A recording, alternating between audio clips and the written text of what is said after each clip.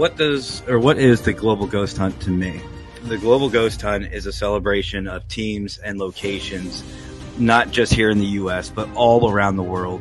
It is an opportunity to unite groups and enthusiasts of this paranormal community in many different ways, and to highlight teams, locations, and all of us. And honestly, why wouldn't you want to be a part of it? You get to experience new groups, you get to promote yourself, promote your teams, and more importantly, too, the locations. A lot of our locations are being forgotten. So the Global Ghost Hunt is a perfect opportunity to bring your team, bring your locations out into the spotlight and have your chance to have your 15 minutes of fame and to make an everlasting impact in our community.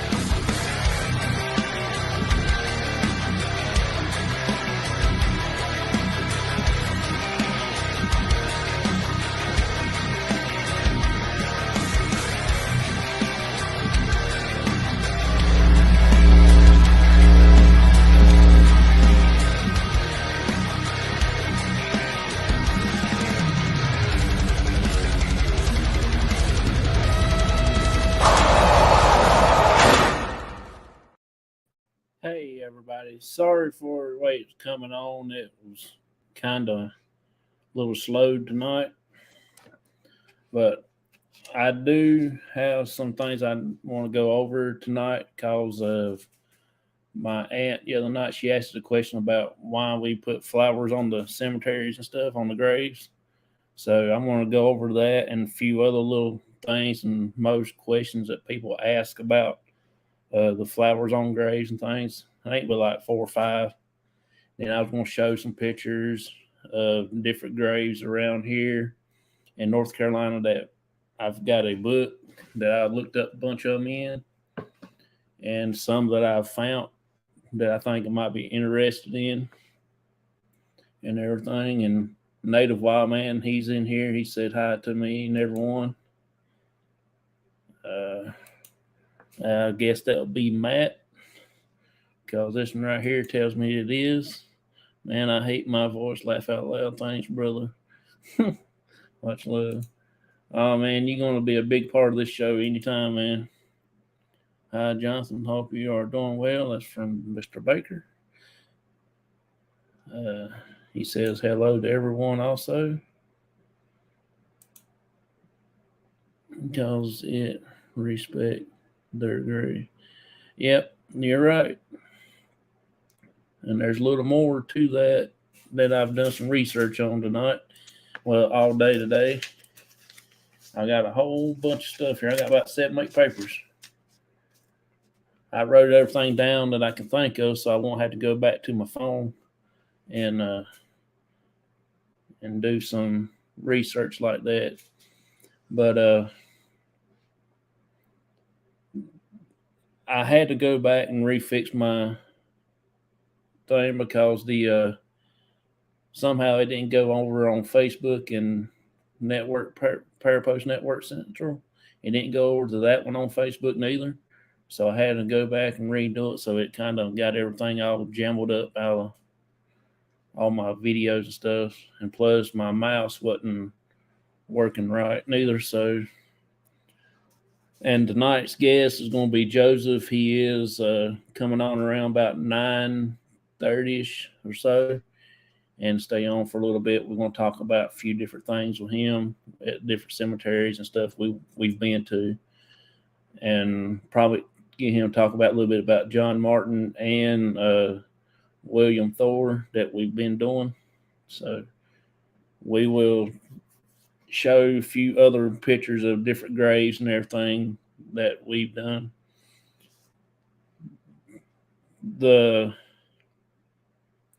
Let's see, some of the old cultures slept on the graves of their ancestors. Yeah, some has. Far I don't know all the ones, but they are some different cultures that does different things. The practice of leaving flowers, began thousands of years ago when ancient Greece would honor their fallen warriors. They believe that if the flowers rooted into the ground and grew graveside, it was a sign that the fallen has found peace. That's what about data back how far that I've actually looked into. And most of the questions, I think there's like 4 or 5. What day do you put flowers on graves? Hey there, Bootsy. Glad you can join us. Well, Native Wild Man said hey to you. She said hey back.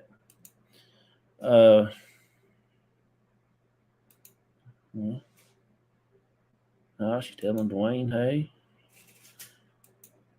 Yeah, I'm gonna get Dwayne up here one of these days. I'm gonna have him sitting right here beside me so his phone or whatever he's gonna use on won't get messed up. But no, I'm gonna get him up here one of these days, and he's gonna have so much fun. Mr. Baker says hi back.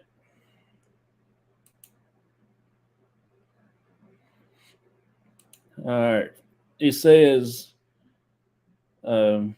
seasonal flowers or other decorations may be placed on the grave marker 7 days before these holidays. And I got 6 holidays that most people would do is Valentine's Day, Easter, Mother's Day, Father's Day, Memorial Day, and All Souls Day. I don't know what that day is, but getting to know folks here, that's good. Oh yeah, we enjoy seeing y'all. I enjoy seeing all y'all come in here. And the second question was most asked: what does it mean when we put flowers on the grave? It said one of them I looked up says leaving flowers on graves is a symbol shows of love for someone who has passed away. That's what that means. And another question: why do people throw flowers into graves? Native Wyman said, how are you? Just missed All Souls Day. I don't even know what All Souls Day is. To be honest with you. Native Wild Man. Hey buddy. I will look that up and I will have that for you on the next show. Whatever that day is. I don't remember what that day is. It says, why do people throw flowers into graves? They do it as a meaning of let's see, where am I at? Expression, sense, it can be difficult for those in mourning to put their feelings into words. Flowers can act as an expression of love, comfort, and respect. Hey, Vicky, how you? Glad you joined in on us here. And fourth question says, "What do you throw in a graves?" Well, the answer I saw for that was earth, that is like a handful of dirt or whatever, or other items such as flowers or rose petals are thrown into graves at the end of the service.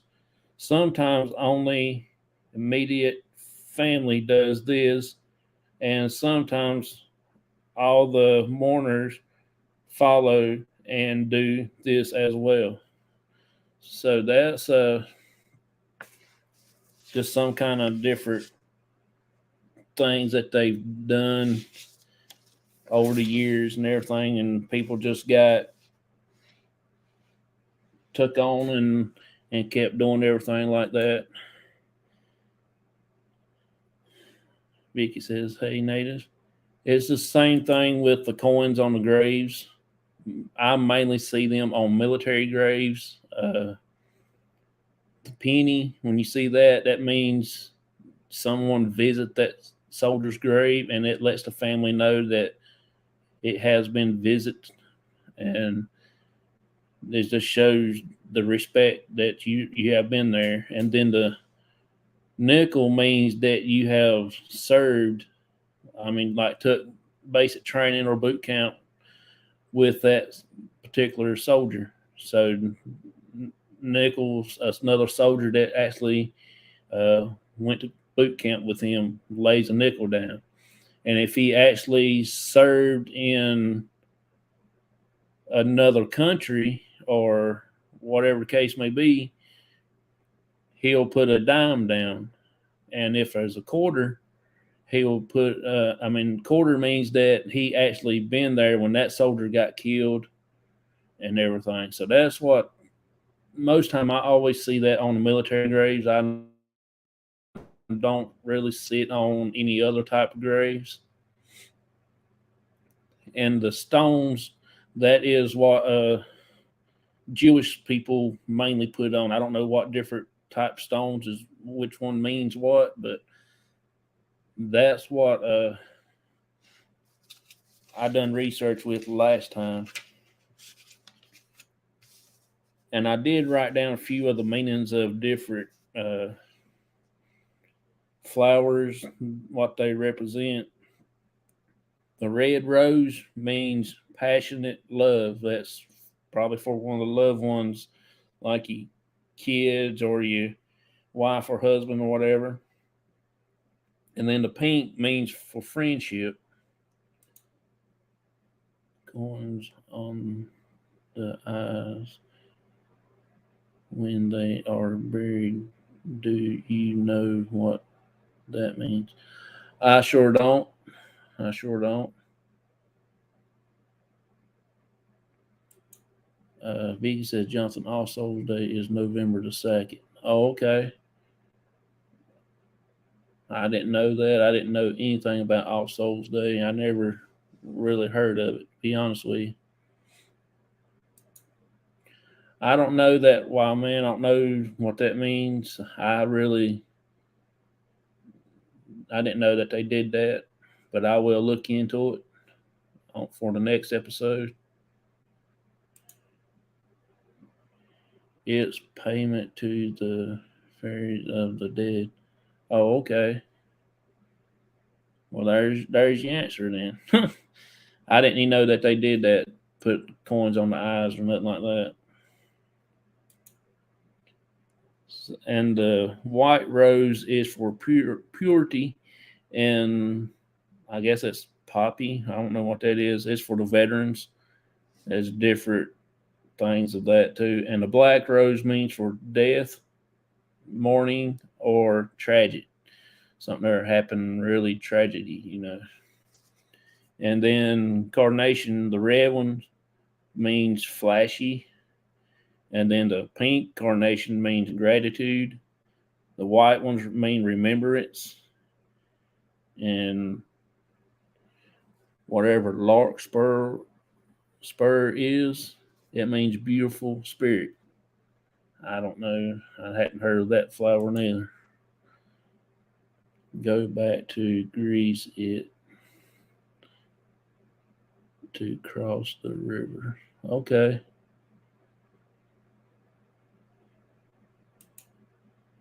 I'll look into that, man. I didn't know that, because back when they died, but back when they did them at home, sometimes the eyes would open, put pennies on their eyes, and the homes glue them because people have dug up graves to coins because they are valuable now today. That's pretty crazy. I wouldn't dig up a grave for nothing. Some Christians have prayers in church all day for loved ones that's passed. Yeah, we have that at our church once in a while. Certain days. You like this week's? Yep. Awesome. So that's what few of the different flowers. I didn't write down all of them because there's like a whole string of them, and I was getting tired of writing. And we got a few different pictures here to show. If I can find what I've done with them. So let's see here. I picked this picture out for Matt so he can see that. You know, that's the best picture for Matt. I figured he'll be back in here in a minute after he's seen that. All right, this first one, he's a mayor.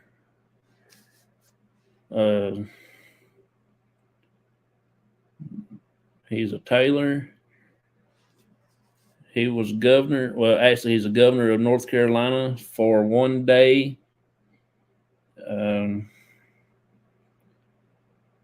His grave is in Moore County, North Carolina. M.N. Taylor. He was a governor for only one day.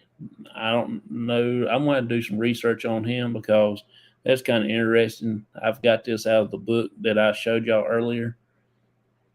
And maybe y'all have heard of this song, Tom Dooley. It's a bluegrass song.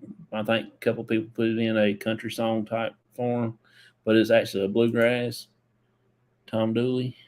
But that ain't his name on his stone. That's his D-U-L-A is what they got on there. Actually, it's just right up the road here in other county, Wilkes County.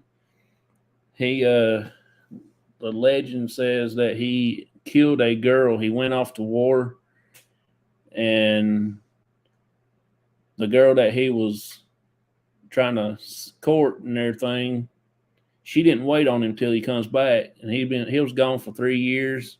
He fought for the South during the Civil War, and he was actually captured, and he was in prison for 3 years during the war. And when he got out, he came back and started courting this girl again, and she didn't never tell him that she done got married. So he took it on himself and he killed her. This is the girl, Laura Forster, I think that's her name. She was murdered in May of 1865, but the book has it down there, and the caption says it was an era on the tombstone. It was 1866 when she got killed. So that was pretty interesting. Tom was hanged for the crime, and she was also buried there in Wilkes County. And if I ain't mistaken, I think it's right in the same cemetery where he's buried at also. So that's kind of interesting. This book right here does have a lot of different things in there that's really cool. And I'll have to show you a couple other ones that I've put that I didn't get to take pictures of and show it to y'all on the next video. All right, where did we get to? Oh, okay. This one here is called Rebecca Jones. I wish I can bring it up a little closer, but she's got a unique story too. Her two sons was Confederate soldiers, and Sherman was marching from up north down through Carolinas and going into Georgia. I think that's how it was. And they was hungry, and the men that he sends out, they was called bummers. They go around and bum stuff off of people. And they got to her place, and she held them off. Let's see. She scalded the men with the water while they was trying to take her dinner pot away from her. She was cooking her two sons a ham bone, and they was trying to take the pot with the ham bone in away from her because they was needing something to eat. They didn't know that her two sons was there. And if you can got good eyes and look down in there, that's what's written on the bottom of her stone. She was actually age of 68 years, 4 months, and 18 days when she died. She was, let's see, she was a wife to G.H. Alfred.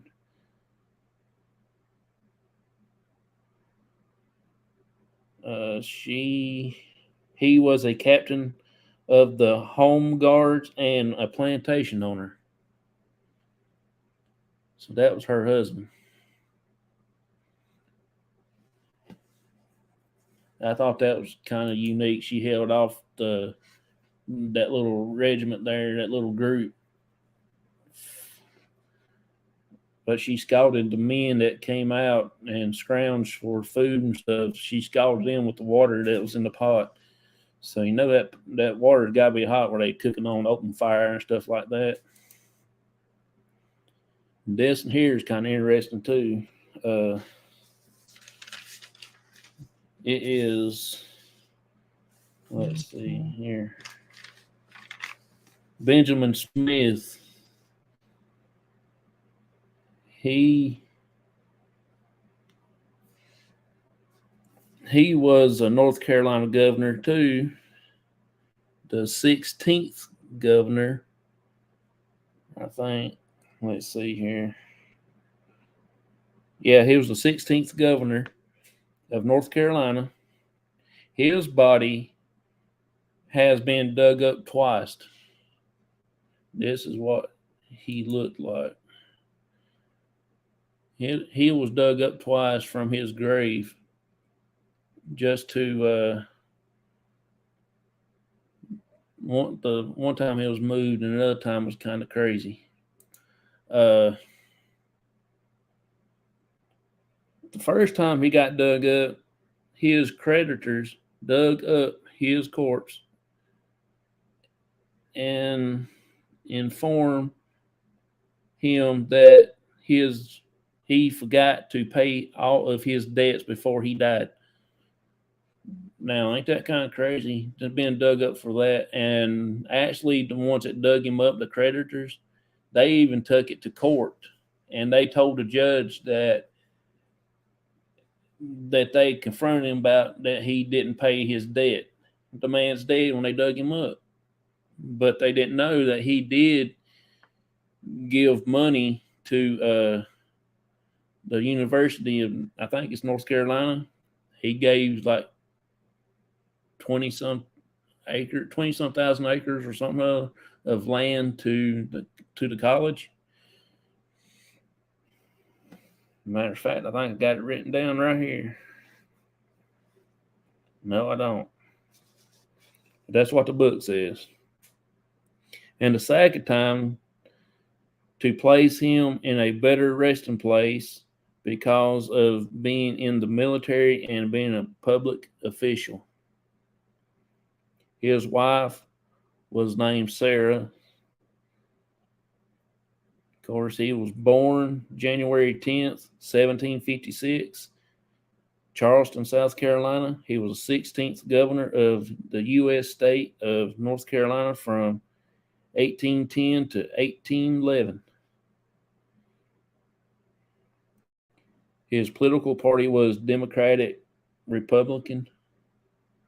That was his party. I don't know what did serve in the House of Commons, North Carolina House of Commons. Then he went to North Carolina Senate. He was a Grand Master Mason, 1808, 1809, and 1810. And he died January 26th, 1826 at age of 70. So that was pretty interesting right there.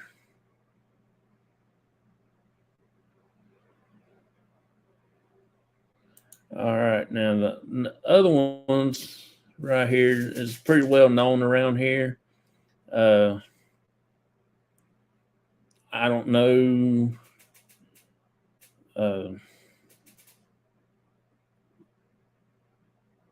how else to put it. Not too many people know about this family, but I am kin to this family from I'll give you the thing on it right quick. It happened on Christmas Day in 1929 in Stokes County, the county that we've been working in for past several months. The bridge and the cemetery and the rock house and the things like that. This is the Charlie Lawson family. The guy towards the right at the end over here with the one with the baby, that is Charlie. I don't have a better picture of him. And one holding the baby is his wife. I don't even have the names of them. Oh, his wife's name was Fanny. The boy on the very end, the tall one standing, that's his oldest son, I think. His name was Arthur. And I can't think of all of them's names off the top of my head. But I got a book right here. I can tell you the names.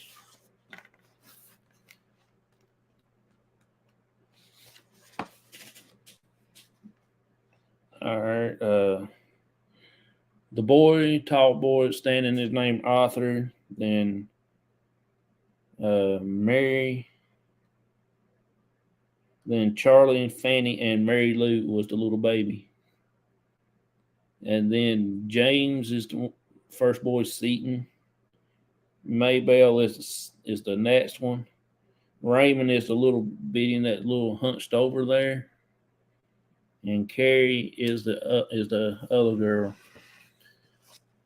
That is the Lawson family that is well known around here. They actually, Charlie actually killed every one of his family except for Arthur.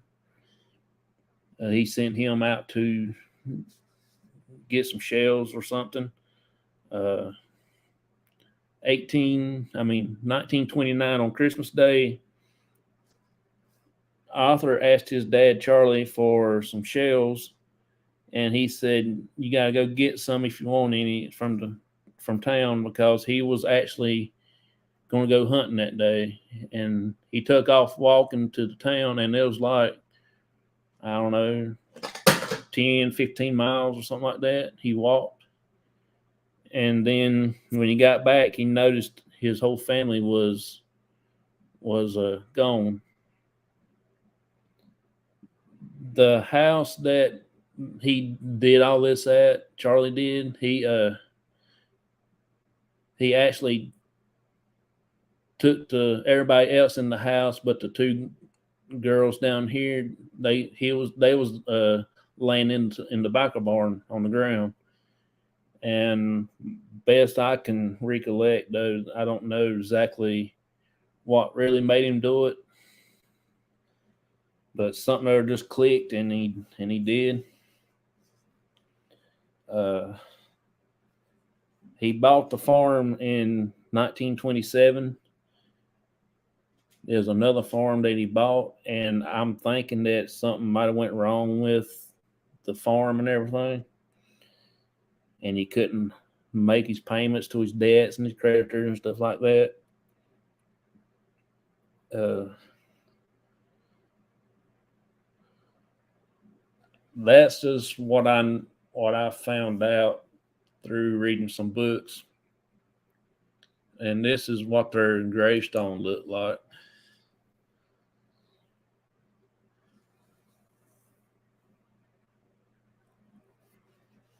It's, I've been to that grave like twice in my lifetime. I really couldn't get you back there. I had to do some research on how to get there, but I didn't know it. But he was actually in Mason too.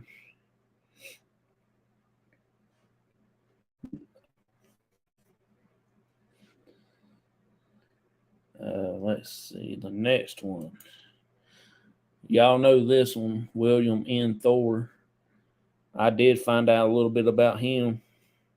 Uh, this is one of the graves that we go to a lot, and it's a North Carolina private. He was in 12th Cavalry. He died 1923.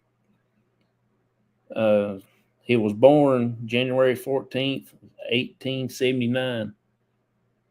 So therefore, he wasn't in the Revolutionary War or the Civil War. I just think he was in uh, the military for North Carolina, something like the Guard or something.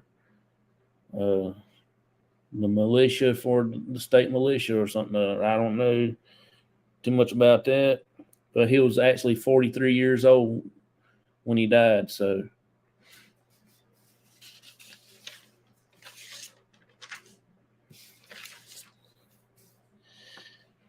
and here's another one that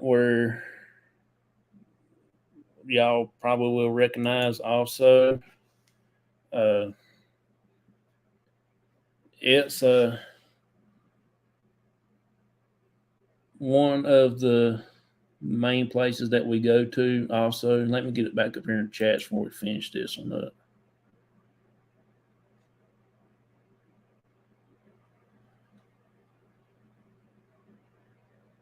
Okay.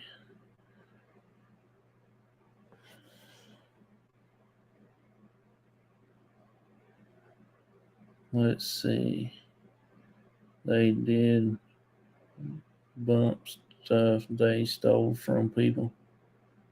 All right, yeah, okay. Scully said hi. Hi, Joe. Facebook user, where is this, John? I don't know who the Facebook user is. He says, hey, Joe. Okay, that might be my aunt, I bet you. Uh, the one that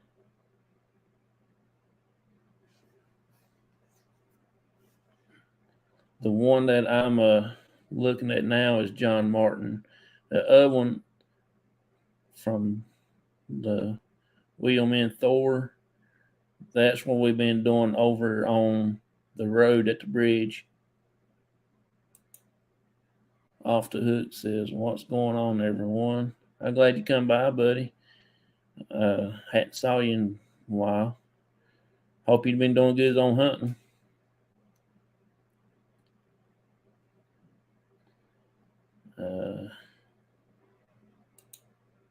Our great grandma, your great great grandma. Yeah, okay. The Lawsons. Yeah, I've actually been reading some of the books on the Lawson stuff. I hadn't really found that much on there yet. Sorry, y'all, I hadn't been in the chats for a while. I got my thing over here doing these pictures. This is John Martin, Lieutenant Colonel John Martin, Revolutionary War hero. He, I think he was born in Virginia, but he moved to North Carolina. Then he, I think in Greensboro, I'm not sure. Then he moved to Stokes County. We've been doing his place quite regular, and his house, the Rock House, that we showed last night on the video that we did. I love going to this grave right here. It actually gives us some kind of something every time. That's where I actually got that little gust of air come through and hit me and not my dad that night. And it was really, really interesting.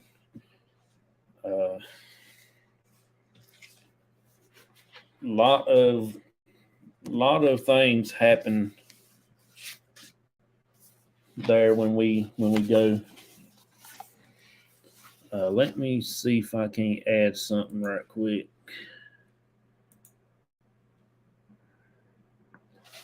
Let me see if I can get something over here so I ain't got to hold up the book.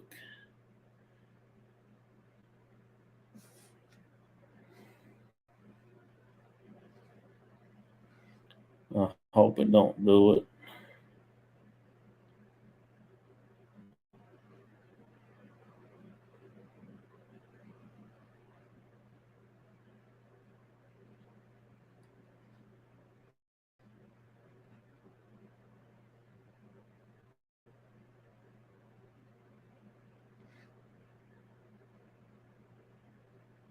I don't think it will,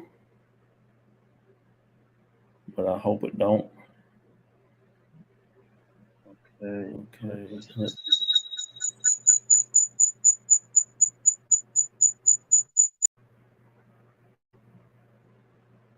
Yeah, it ain't gonna let me do it.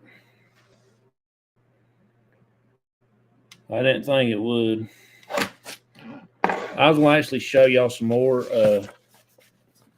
This right here, that's the Siamese twins. I did a little thing on them not too long ago. Ing and Chang Bunker. They was born May 11th, 1811, and they both died in 1874. And they both married sisters also.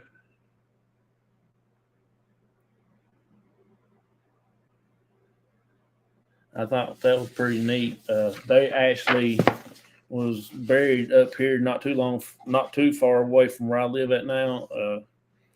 Probably 2 minutes, 3 minutes at tops. I will go up there one day and do a little quick video of their grave. They do have a lot of old graves up there in that cemetery.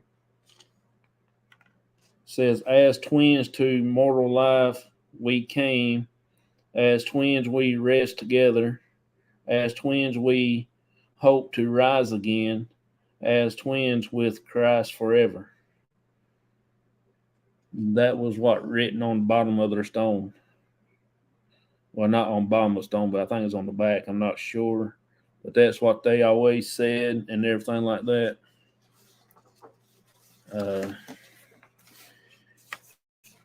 I didn't know it, but there's a Chinese guy that's buried here in North Carolina, up in Wadesboro. Let's see, he died in 1927. Actually, he was killed.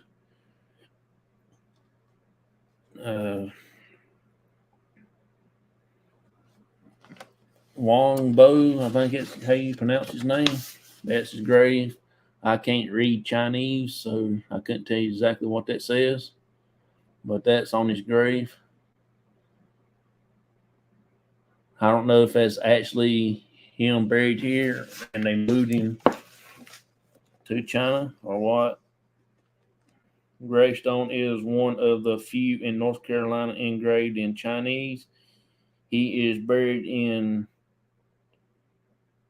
Anson County, something like that. I think I butchered that name of that county. Of course, there's Tom Dooley and things like that. And here's another that's really interesting too. Jesse, this is his grave marker for his arm. He had buried his arm. He got it cut off. I don't know exactly how he got it cut off. And that's him and his wife there. So I don't know how his arm got cut off, but I thought that was unique too, by how most people bury something like that. That's the same way with Stonewall Jackson. He buried his arm.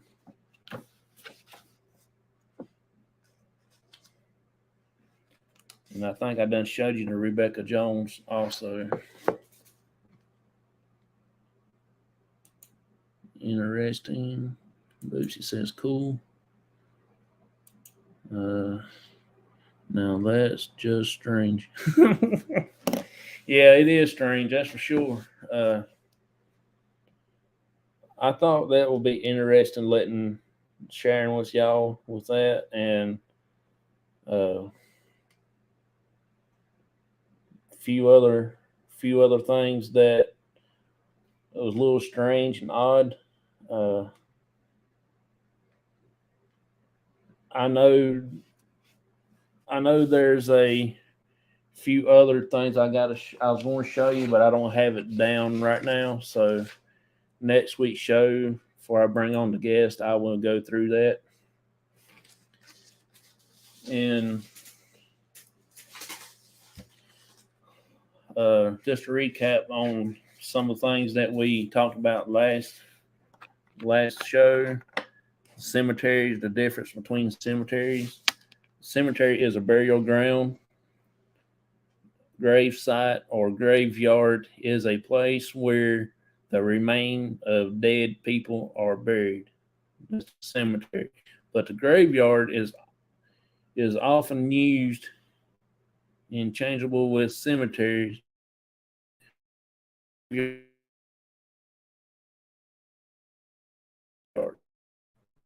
So pretty much that would be just like a church. What is it? Hey, buddy, you do know where John where is located at?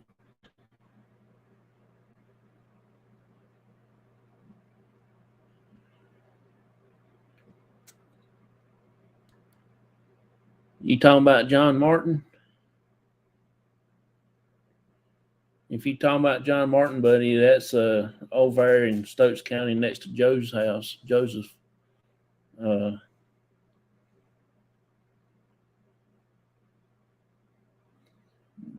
That is probably right in front of Joseph's house. I mean, I can spit and hit Joseph's house. That's where it's at. The Lawsons. I was looking at my phone, y'all.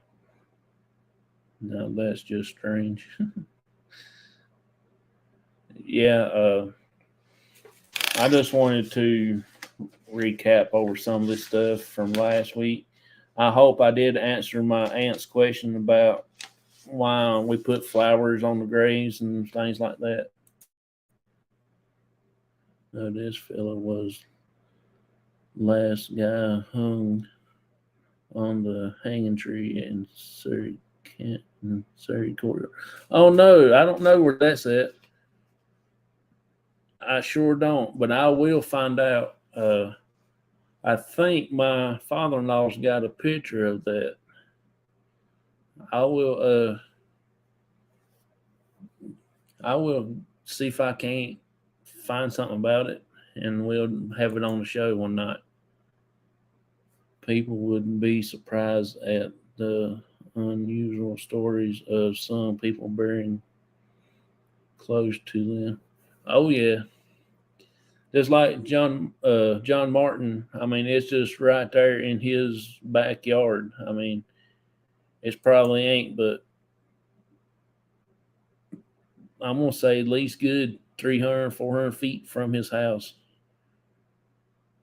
That's how when we go over there and Joseph, if I pull in his driveway, he don't come out. Me and Data will go down there to the graveyard or over to the rock house, and he'll see us over there, and then he'll come over where we was at, and then he'll get with us. I mean, that's how close he lives.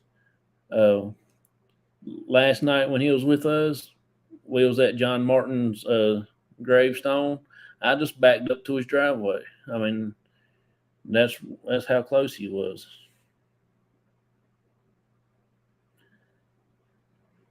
I will look into that, Dwayne. I really do. I remember now. It was up there at the Allison tree, wasn't it? At the fruit stand before it became a fruit stand. Matter of fact, I think that tree is still there, but I cannot remember what he did to get punished. Some of the things that you ain't supposed to do in a cemetery is mainly number one thing is do not walk on top of graves. That is a big no to a lot of people. It has to do something about disrespecting the dead and everything. Don't sit and lean on the headstone or memorials. That's another big no. A lot of people just don't like seeing you doing that. They get really offensive. Uh, don't leave food or drinks on the headstone. The stuff in the food can mess up the headstone, or drinks could leak out and leave rings or something in the stone itself. And this one right here, I don't know why in the world you want to do it. See what Dwayne says. Yes, sir. I believe that's right. Would be something good for you guys to look into. Okay, I will. I actually forgot about it till you just mentioned it. This here, I mean, I cannot see anyone doing, but I know there is some crazy people out there is making out in a cemetery or graveyard. Now that's just a little odd and weird. I'm odd and weird, but I'm not that odd and weird. Don't take photos without permission. Well, I've took some of these photos from cemeteries, and I didn't ask the person that's laying there permission. But I'm pretty sure if I can get his story out, I'm pretty sure that he don't mind. Uh, I don't know why you would want to be going through a graveyard and blowing your horn or whistling. That don't make much sense to me. But I'm pretty sure somebody did it, or they wouldn't have it written down. Don't run in cemeteries or yelling or rolling around on the ground. Now, if I take you to a cemetery and you are grown up and you start rolling on the ground, I'm going to leave you. We're going to start calling the rubber room on you. I'm going to go ahead and play the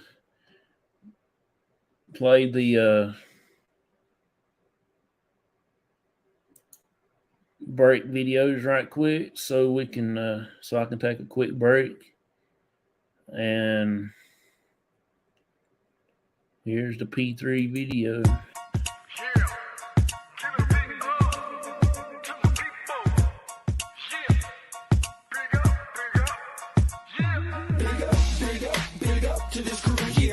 Keep it positive, you know how we do. Big up to this crew. From day one till it's done, do or die, me and you. Big up to this crew. Yeah, we like to keep it positive, you know how we do. Big up to this crew. Got props non-stop and mad love for you. Rising up like the moon, elevating the mood, uplifting attitudes, cause that's what we choose to do. And I don't know about you, but there's enough negativity going around with plenty room to improve. Yeah, sometimes we collide with stress and negativity. We always let it slide. It's an elevated vibe, so fly. We touch the sky every time we ride. Big up to this crew. Yeah, we like to keep it positive. You know how we do. Big up to this crew. From day one till it's done, do or die, me and you. Big up to this crew. Yeah, we like to keep it positive. You know how we do.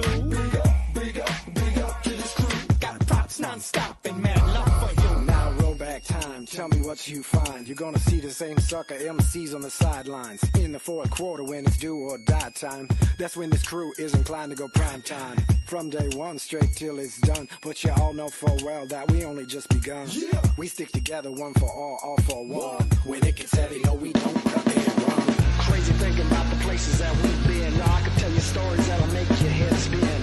But like I said, straight, thick or thin, there's so many memories giving me silly grins. So please allow me to introduce to you my one and only homies. Yo, I love this crew. So please allow me to introduce to you my one and only homies. Yo, I love this crew. Big up to this crew. Yeah, we like to keep it positive. You know how we do. Big up to this crew. From day one till it's done, do or die.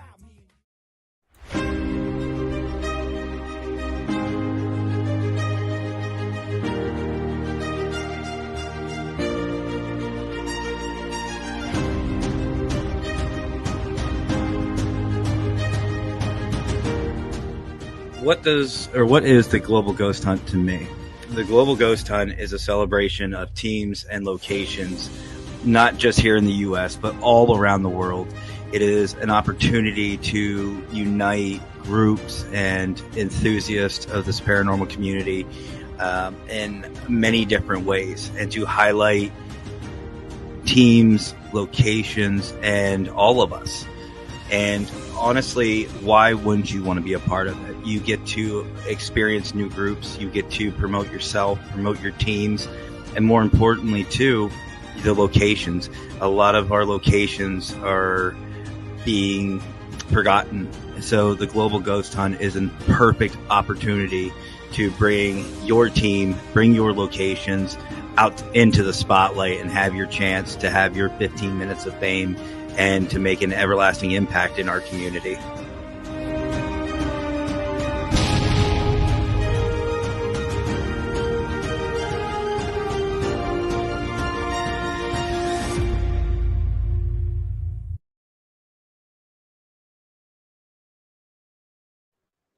Okay, y'all, welcome back.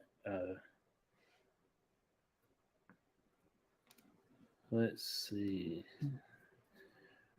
So I'm going to go ahead and bring Joseph on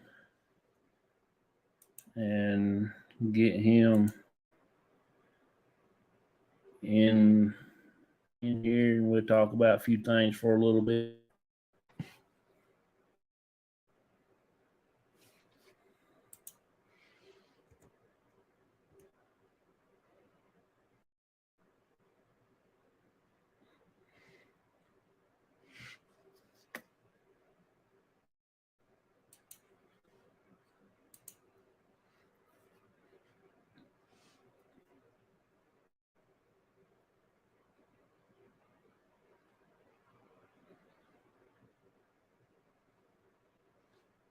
Okay, he's got the link. He should be popping in here a little bit.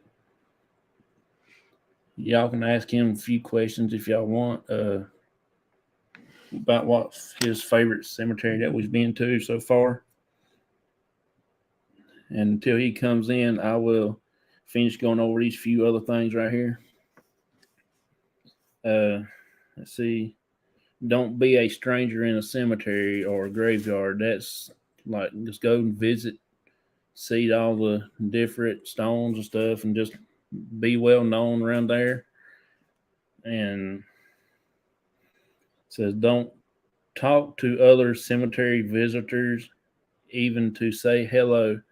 I don't really understand that, but I guess if you're there to visit the dead people, you might not want to talk to the people that's walking around in the cemetery or whatsoever. I don't know, but that's just one of the things they say. It's not respectful, and don't take anything from a grave, such as flowers, coins, stones, and etc. That's kind of odd if you want to do that. I never took anything from a stone or nothing like that. So that's really a pretty good thing that we went over. That's all I really got until he comes on. If anybody has any questions about the cemeteries or the flowers and stuff like that, till he comes on, I will try my best to answer.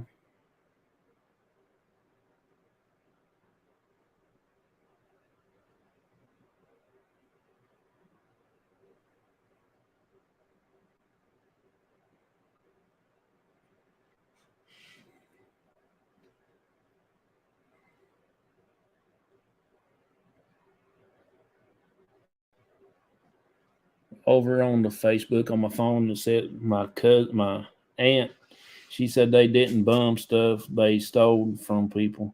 Yeah,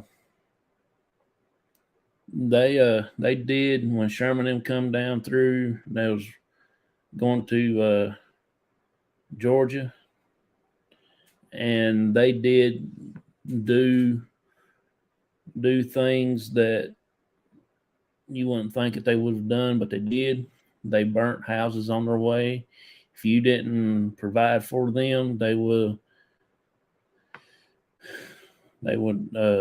burn the house down, and they'd take whatever they want to take, and that was it. They clean you out.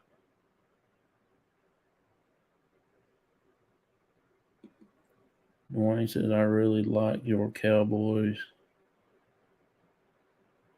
picture you had on tonight. Yeah, I put that up there for Matt because I know he'll be coming in here. He must have left and hadn't seen it yet. He was in here earlier. I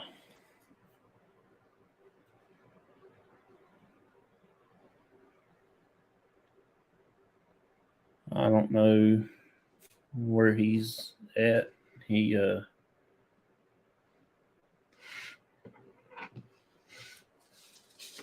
should be coming in here in a little bit, I hope. Anyway.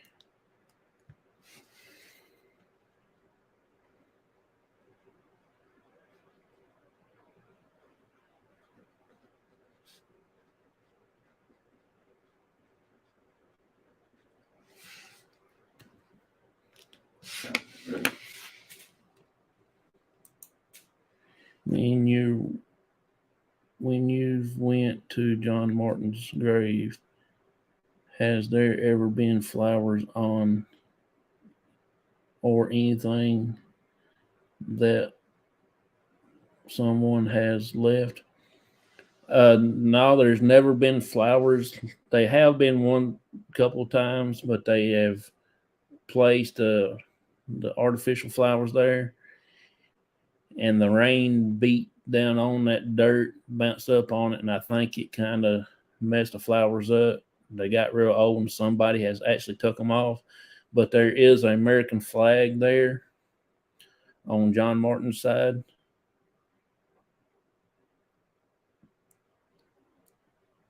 But we actually want to try to get some and put some over there just for the respect of him and that we really appreciate him. I just ain't had time to get up there and do that.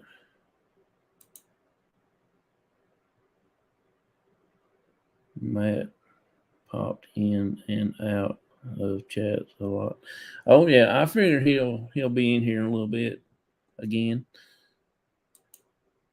after I donated him a picture.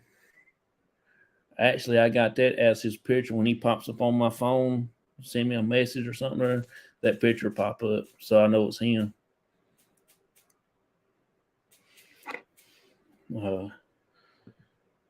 He is a good person. I do like Matt. He's actually a good friend to me.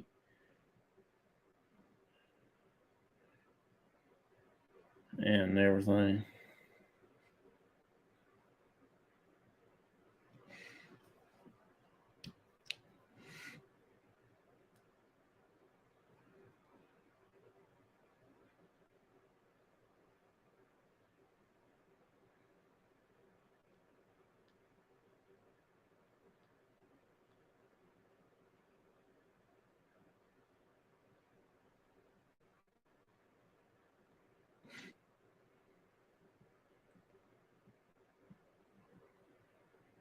Yeah, I do want to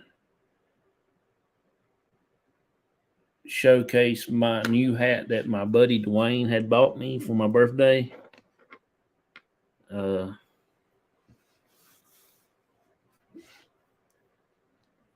got so much compliments off my Cowboys hat, so I had to go something different because there's a lot of people wanting my hat. You know, like Matt, because he don't have a right hat. I'm picking on him because he's always picks on me, and I know he's watching, and I know he's laughing right about now. He's thinking up something. He's cooping up something.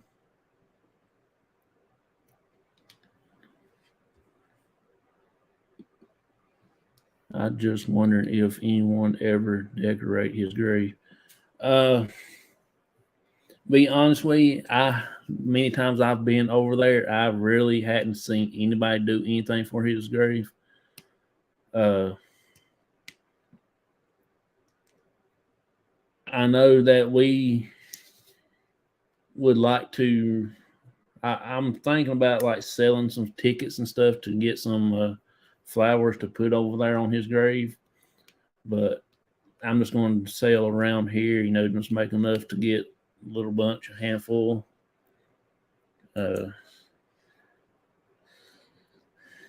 I think that he has not been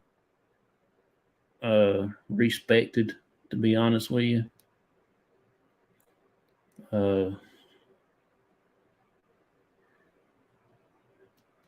I don't know if they ever done anything for him like that. Same way with William N. Thor over there at that other cemetery. I don't think anybody ever decorate his grave neither. If I don't get to decorate anybody, put flowers on anybody's grave, it would be a veteran because, you know, they sacrificed a lot for us. It's just that sometimes people just get too far ahead of themselves and they don't pay attention anymore to little small simple things that will make you feel better and feel good about yourself and other things too, and appreciate more stuff too. I don't have no more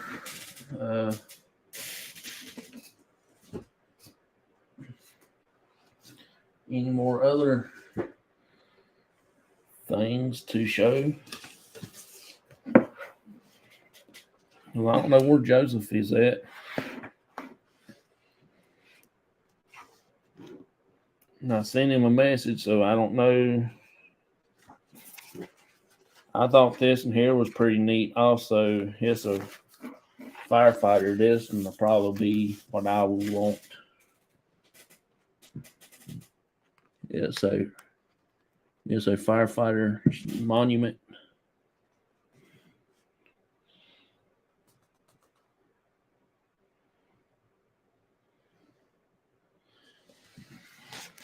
Since I was a fireman for 12 years, he has to have descendants around. Be honest with you, I don't know. I know all of his kids has died, and I don't know what their offsprings are. I don't know too much about any of them.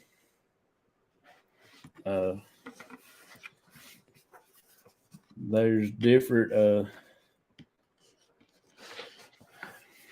people that's around there, but they all, like I said before, they all are done pretty much left out of the state, out of the county, and they normally forget their raisins and stuff, how they was actually raised.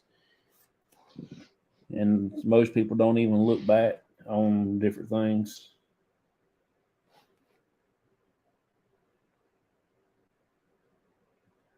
I'm just trying to look to find some different grave markers here. I showed you that one earlier. Everything in this book right here is from North Carolina, from the East Coast all the way to the mountains, from South Carolina up to Virginia. Here's one. They made a grandfather clock.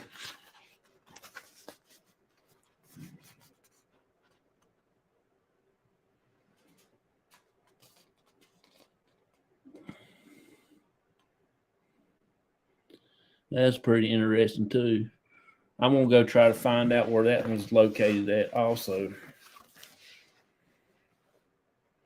That's in Randolph County. That's not too far from here. That's down below yonder.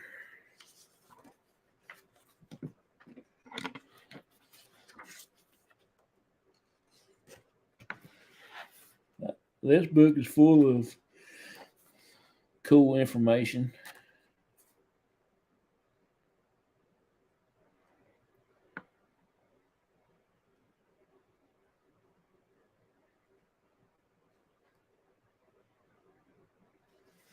There's one's got a deer on it.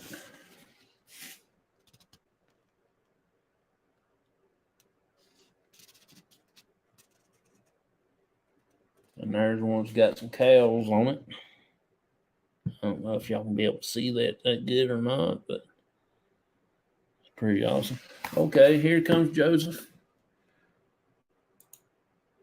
Wow, how about that? Vicky says, wow, I wonder if they made clocks. They probably did, to be honest with you. All right, everybody, here's Joseph. He is just now got here. What do you say, bud? I want to borrow one of those headstones you got a picture of. Just lay by for a few hours, just want to ball up in a corner and die. A very typical sinus infection. No, I'm just kidding. Oh, really? Ladies and gentlemen, that was meant as an off-color dark humor joke. Please do not spam us over that. Nor do you need to call a hotline. That was just a bad joke. Dwayne How is everybody doing tonight? Pretty good. Dwayne liked that deal. Oh, pretty good, man. I just going over a few different things till you got on. So what since you live over there next to John Martin's, have you ever seen anybody put flowers or decorated that grave or anything? Yeah, a couple times. I'm trying to remember. I know one time there's a couple of members. They said they're part or they were former veterans of the old guard. I can't remember what regiment that was, but they stopped by.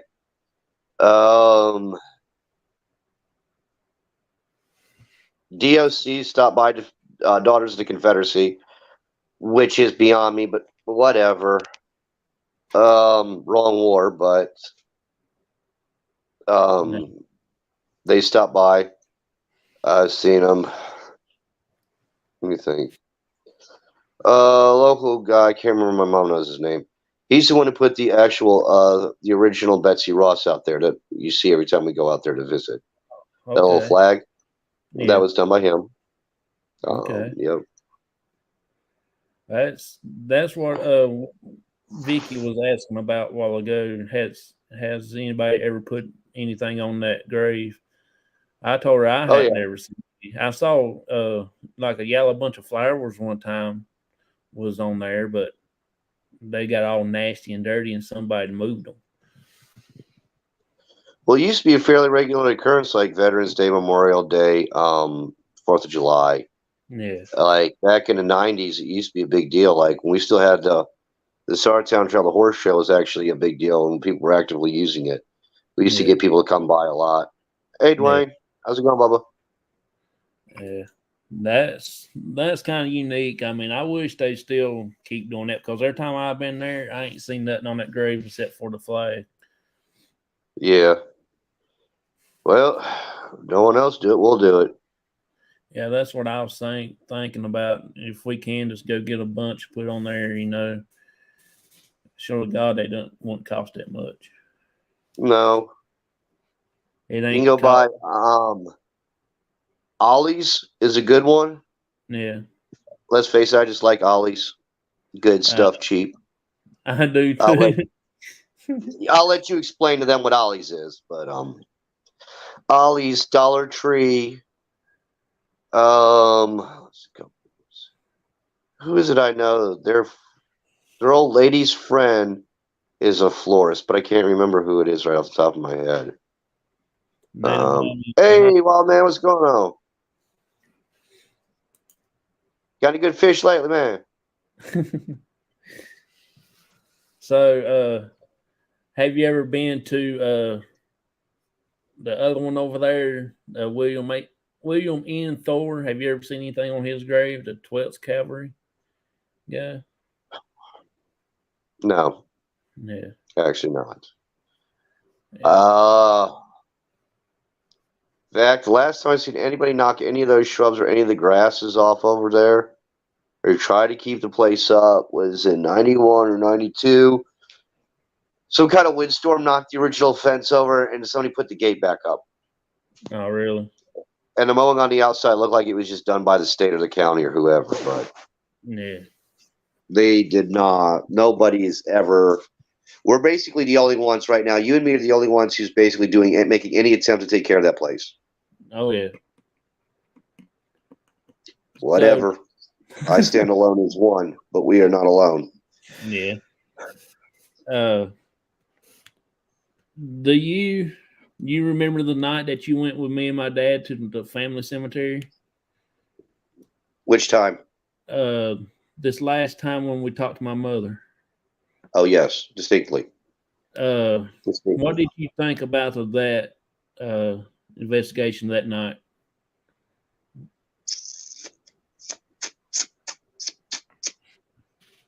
Well, I mean, it's definitely. Oh man, I gotta stay home with the bird. Well, I mean, it's good, that we got interaction and it's full sentence and it was a real conversation and everything, Yeah. And I did get a chance, I saw you and your dad's eyes both light up, so I know it touched both y'all. Yeah. That was the first time that I ever really investigated my mom's grave. Yeah. I've been there times too, but I didn't stay no more than 2 seconds because I couldn't. But this time we stayed more, about 30 minutes there at my mom's personal grave. Yeah. And that's when we got a lot of stuff going on. Right. Uh, Yeah, I mean, so there's definitely interaction here going on. That's definitely interesting. did you feel anything that was watching us while we was there or whatever? Yeah, but at different levels. Yeah. Kind of like, who are you? What are you doing here? Who are you? It's the one shoulder. And the other one was, I don't know, was more familiar. And what are you doing? You know better. Because of the simple fact of this is a living relative with somebody who's recently deceased. And I've always, you know what I mean? Like, that's why I won't go near my grandmother's grave. Because, you know what I mean? I mean, each to their own. Hey, if it's not a problem for you guys, then let's do it. Each Yeah. to their own. But I mean, kind of like last night with the place and the people that we haven't disclosed. Wait for further updates on that. Yeah. You know what I mean? Like I can tell, it's kind of got mixed reviews. Yeah. Because you're basically rebridging a gap between, you know what I'm saying, one side and another. Yeah. And you're just hoping it's for the better and you're not doing worse. You know what I'm saying? Which I hope I'm not doing. Now, I think that I think we're doing pretty good as a good team. Yeah. But yeah, when we was over there, yeah, was there definitely something in the distance? Definitely. Yeah. Yeah. Uh, we Cause boo. we got a few places that we're gonna be hitting for long up in the mountains. I'm gonna try to get you back over to that native cemetery that we've been to. I'm gonna get you over there and see if you know if you can get to any kind of feelings of native people in that hole. Uh, that'd be probably on a Saturday night or something like that. Right. We might do it right here in December if there's any way we can get it done. Right. Figure out whether it's pre or post agency Yeah, cemetery. You know what I mean? yeah. Post colonial conquest. It don't have Because it don't have no markers, no gravestones or anything, no thing sticking up. It's just a flat land. okay. Yeah. What else So do we have? Do we have any prayer circles nearby? I don't know. All I see was covered in leaves and stuff. I don't know. It's you got to hike about from your house probably to the road that we've been working on. To Thor? Yep. Okay. I mean and you got to cross a little mini creek and everything, and that's pretty wide up there. It's all right. About a quarter of a third to a mile, huh? Yeah. Shadowlands, most haunted place web page yet. Huh. Haven't heard of it, but I'll look it up. Yeah. I mean, why not? But yeah, it does sound interesting. Um, because all right, like our friend we was talking to last night, right? The nice young lady we was talking to. Like just below her house, there's a lot of flint chips, flint stones, partials, and semi-started flint napping Yeah. because the place is also a flint quarry. Yeah. A lot of places, if it was considered a burial, was actually very sacred, just like with us. Now, modern days, I mean, really nothing's changed on that aspect. Can I kill this light? Oh, Yeah. nope. I can't do that either because now it looks stupid. It's too dark. Hold on. I'm gonna try to get us in a place up in West Virginia that I've been wanting to go to. It's an old amusement park and a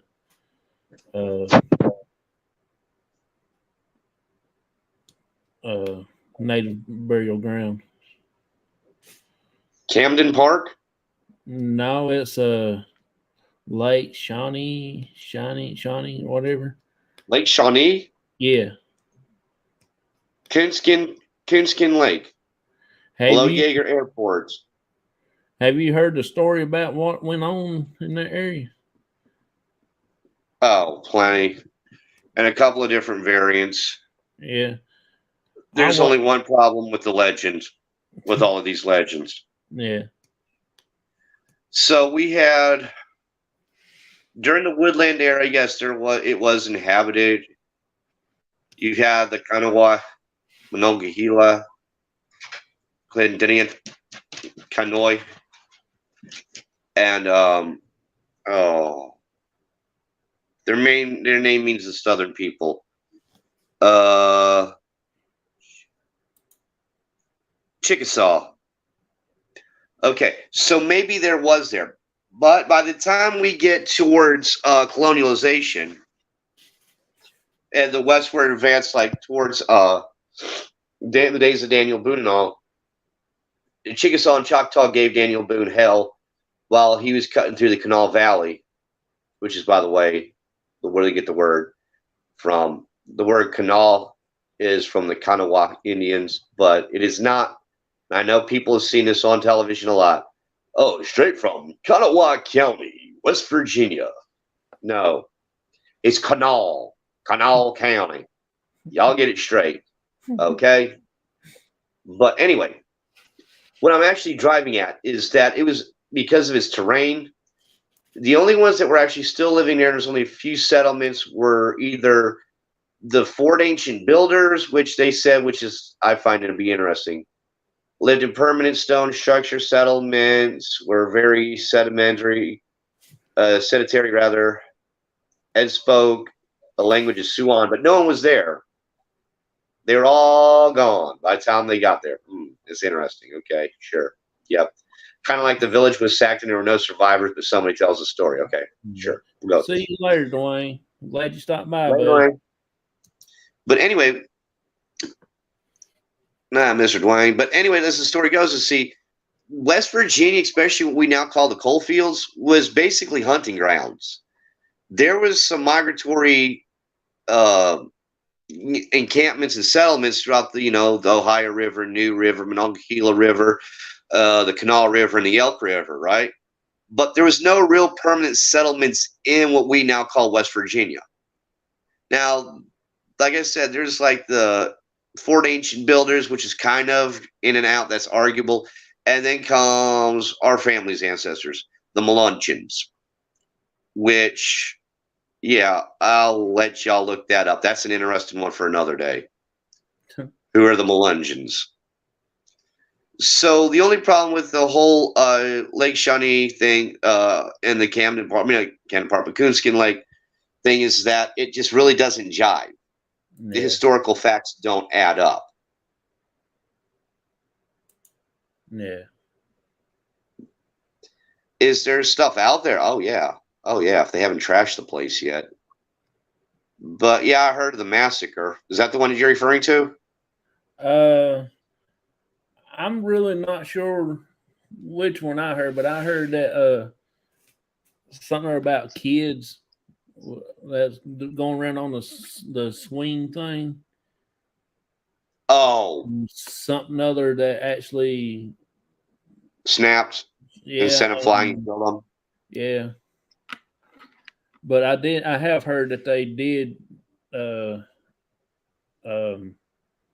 doing some digging around up there, and they did find some Indian artifacts, and then that's when they found out that the theme park was actually on a burial ground itself. So they had to quit excavating around up there, and they had to close the place down. That's the reason why, because it was closed down, and somebody took it over and reopened it. Yeah. And then they had to shut it back down within 2 years after they had it reopened. Right.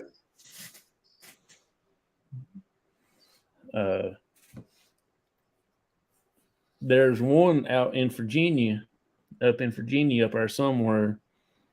My dad and them went to it when they was little kids, so it had to be real old. That's when it had dinosaurs. They had Oh, wow. dinosaur. Wait till I tell Pete you just said that. Yeah, that's when it had dinosaur rides. Okay, I am so telling your dad on you. I'm going to laugh when you get your Honda hit whooped. Dad's going to kill you. Yeah, my dad's first pet was Dino. Oh, my gosh. Yeah. His first cousin was Fred Flintstones. I would have took y'all as the Rubble family. Huh. You learn something new every day. I ain't right, man. But, yeah, I just wanted to, like I said, though, I just wanted to get your opinion on graveyards. What do you think about different types of stones that you see, like the old oval shape on top and all different ones that we've seen so far? Very interesting. Love it. Yeah. Even outside of a paranormal context, just the history behind it, the story behind it, the timelessness. Yeah. You know? Yeah. I mean, like the finger up, the finger down, whatever, the dove, the lamb, yeah. the broken rose, like you covered last week. Yeah. That was actually a new one on me. I mean, I've seen it before. Though I know I'll never drag her on film. My mom's got some hella good stories to tell about that. There's this place in Massachusetts. Yep, see, I can actually. Us hillbillies know how to talk to you, so if y'all knock us, we can actually say Massachusetts right too. It's Massachusetts, but forget it. It's Massachusetts. We talk how we want to. But anyway, my mom lived there for a couple of years when she was older, and actually had the privilege of going down to a cemetery called Jamaica Plain. It's basically the Hollywood Cemetery of the North. And there's this one I remember that stands out in my mind, a story she used to tell me of this little child that was riding a dolphin jumping out of a wave as a headstone. Yeah. I want to say it was either a typhoon that blew in or it was a fishing accident. Can't right off of that. But yeah, that was definitely one that stuck out. I myself lived a little while in an area known as South Shore, Yeah. in an area called Brockton, Massachusetts. Brockton. Headstones from the 1740s. Ooh, they have unmarked. Yeah. Dude, give us a 20 on that one. We might have to check that out. Yeah. I'm always fascinated.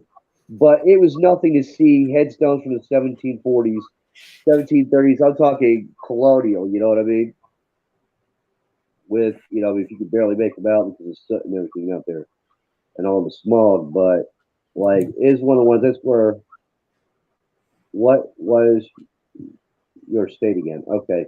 Right now, we're in North Carolina. We're in the Piedmont Triad and the Trey-4, the 336. Trey-4 to the world below. Which, for those of you at home who trying to decipher through my stupid gibberish, we live basically in the northern, somewhat northwestish corner of North Carolina. Yeah. We're right there. We're in Southwest Virginia meets up with Tennessee. What? West Virginia's a couple, 4 hours away from us, with that. Pretty much. What, about 2.5, 3? Yeah. And does Kentucky meet up over that corner? I'm not sure. I don't want to misquote on that last one. Let's see. Next time we go up to that big cemetery we did the other night, we will go in the daytime and we will take a look at different stones if you want to. Which one? That great old big one up in town. Oh, like that one we did the other night? Yeah. With the crosses on it? Oh, yeah. Okay.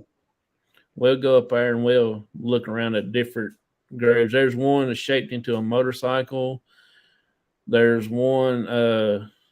Oh, I saw that. I remember when that was placed in there. I was living up the road from there. There's one shaped like a bench you sit on. Yep. Now the Different. motorcycle. Go ahead. You go ahead.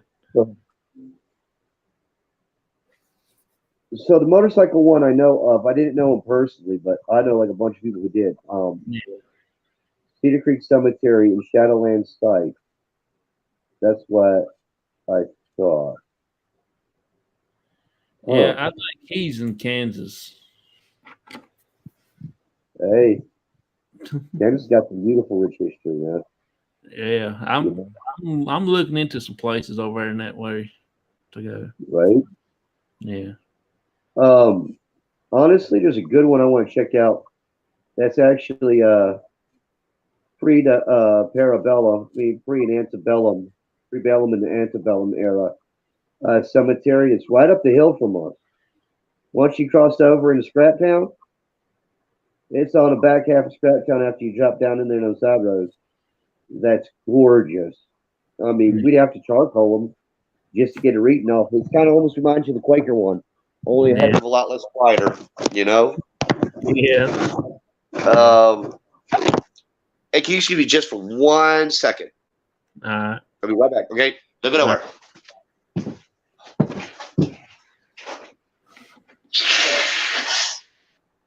Mother of mercy, just shoot me now. I want to die. Oh. Manhattan, Kansas. Oh, Manhattan, Kansas. Yeah. Rock on. Actually, I'm gonna go probably this week sometime when I'm off and go to the Quaker Cemetery, take some snapshots, some pictures of older stones that's like been eroded away. And I'm gonna go charcoal rubs up there, you know? Huh? Charcoal rubs. Like you hold a piece of paper and you go across it and stuff with like the charcoal and stuff. Yeah. And you get a printout of what it says. Well, some of these is done eroded so bad that it's just a little knob in the ground. They went from a big stone down to a little bitty stone like this where you stumble over them. Yep, sure are. I think it's a wonderful example. That place is a wonderful example because if you know, it's like the ones who were fascinating with, you know, these were actually going back to colonial times. You know what I mean? 1740, 1780, 1820. You know, and this place is so decently sized. And as remote as we are, even to this day, this is backward. Yeah. But it goes to show you the tenacity, you know what I'm saying, and the fortitude of people back in the day and the sense of community that they had. That the church is this old and they had that many parishioners, you know. Even in those days, you know, going to church probably like once a month. And stone rubbings, there you go. Thanks, Vicky. I appreciate you. Yeah, that's exactly what I'm trying to say. Like, this is a great place to do stone rubbings because, I mean, it tells so much more. It tells their life, their story, what happened, you know what I mean? Yeah. How they lived, who it was, how they died, you know? Well, you know, today is just so austere, you know? There's a couple graves that I do want to look at next time when we get to go back out. We'll have to go during the daytime so we can find them, but I do want to find some grave markers that's being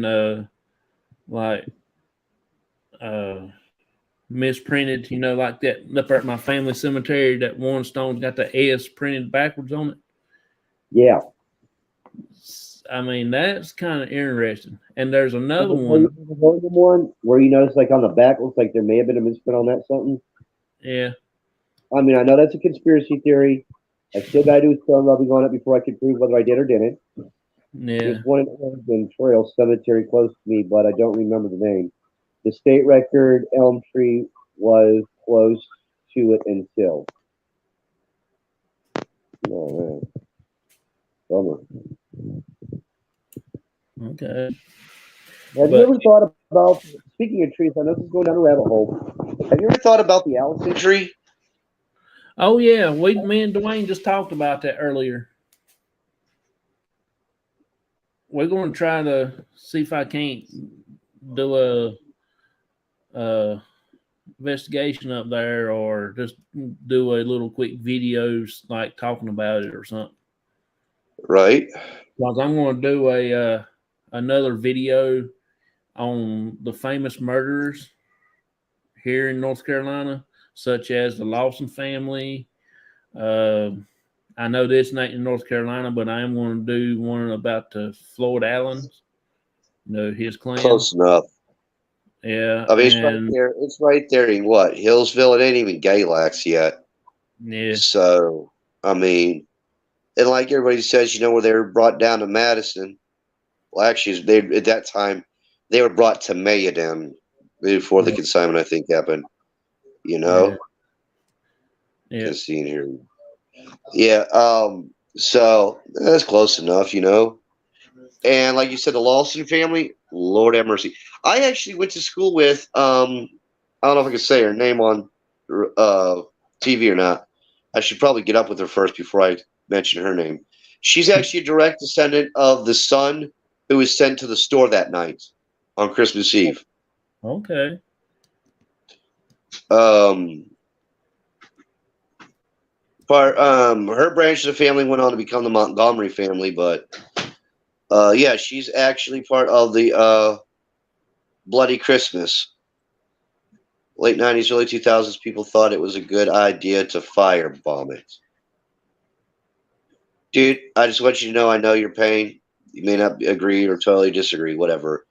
But a lot of the BS that we're going through, especially here in the rural South, we experience a lot of the same shit. People want to kick over, invade our family cemeteries, desecrate our family grave sites, knock over, destroy, and melt down our statues, firebomb it, graffiti it, tag it, tear them up like, it's their somehow inherent right. But it's not our right to put lead shot up their hind end, or at least a boot. Yeah. So, I mean, I definitely know your pain. Stay vigilant. Stay on top of it. If you have some kind of sight, never lose track. I don't care how paranoid or how much of a Karen you look like. Stay on top of it. Keep a cell phone in one hand, a New Testament in your pocket, breastplate, of course, and always keep your hand on something that goes bang. Call the cops first before you go boom boom. But always make sure to investigate. This is the book that I've been reading for the past couple of days since I got it from the library. It is A Child in the Midst. Yeah, it's about Stella Lawson Bowles. Yeah, this woman here is the niece of Charlie Lawson. Yeah. Yeah, she wrote the book about. It's got a little bit of write up in it about the murders and stuff, but not a lot as the White Christmas, Bloody Christmas, White Christmas, whatever it was. Yeah, I think it's right. It's not got a lot of information in it, but it is kind of unique. But the libraries has got that book, but it's on lockdown. They won't let nobody rent it out. So reference section. Yeah, well, it's not in the reference. It's just in. It's so famous around here that people won't return it. They'll steal it because they don't want to pay full price for one. Yeah, that's kind of crazy. It kind of is. But that's, and a lot of the information I got tonight out of some of these things is from this book, Tombstones. The Tales They Tell by Henry King. Yeah, that's pretty interesting. All this stuff here is in the Tar Heel State, North Carolina. Oh, very nice. It's got Tom Dooley in there, the girl that he killed. He's got the Siamese twins in there and stuff like Are you that. chain Monka? Yeah. Yes, sir. Hey, remember that time we about sweated our hind ends off? Yeah. Yeah. They That know was who did it, and I went to school with them. They were pricks, and and one wasn't very smart. That's a Yeah, if you lot. got to go fire bombing a tree and destroying a historical figure, most people who engage in that kind of activity usually aren't too bright. Especially if you're going to destroy it because you're out there for having a good time, or your fifis got hurt because something that happened 172 years ago. Yeah, Yeah. you're not exactly bright. Apparently, you have issues with your history teacher. In the comment on, I mean, in the Facebook page, I put everything down to let everybody know that I was going to go on early tonight. And I said Joseph will be coming on a little later after I get everything talked about of the show. I said, if y'all don't mind, please stopping by, say hey, and give him a flashlight. What? Yeah. See, this is why we can't have nice things. This is why you have to be attended. This is why we cannot leave you unsupervised. You do not adult very well. So I I just swear to wanted. God, if I get a bunch of damn flashlights into my DMs, Yeah, you gonna get some for Christmas, man. You know that. man, I swear to God, if it's a flashlight, I swear to God. We're gonna take up a collection of flashlights for you. Why? Oh, it's just a tradition.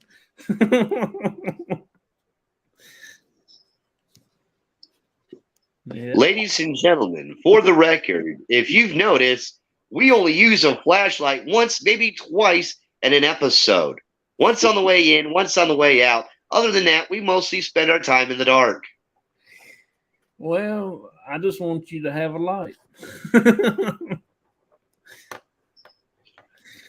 But you know that part where you get to this segment of the show where you tell the ghost to travel into the light? Yeah. And I'm holding the damn thing? Have you thought this one through? Oh yeah, we did. Go towards the light. Yeah, we sure did. No, I posted on there and have everybody put you a little flashlight in the comments in the chat when they come in. Put you a flashlight on there. Flashlight emoji. Yeah. Oh my God. They're gonna end up making this a thing. Yeah, it's gonna be a fad. Wow. Thing. It's gonna It's gonna be a fad. It's gonna be a trend. We're gonna have a If shirt. nothing made. else, we started the flashlight emoji trend. Our contribution to internet world. We're gonna have a T-shirt made. Joseph flashlight. Oh God. There's your 4 already. Oh wow! Thanks, Boots. There's your 4 of them. She's the only Honey, one. you're not making it better. Last time I went to the cemetery to the elm tree, it was common till I entered the cemetery. The wind picked up and a song I followed it. I bet.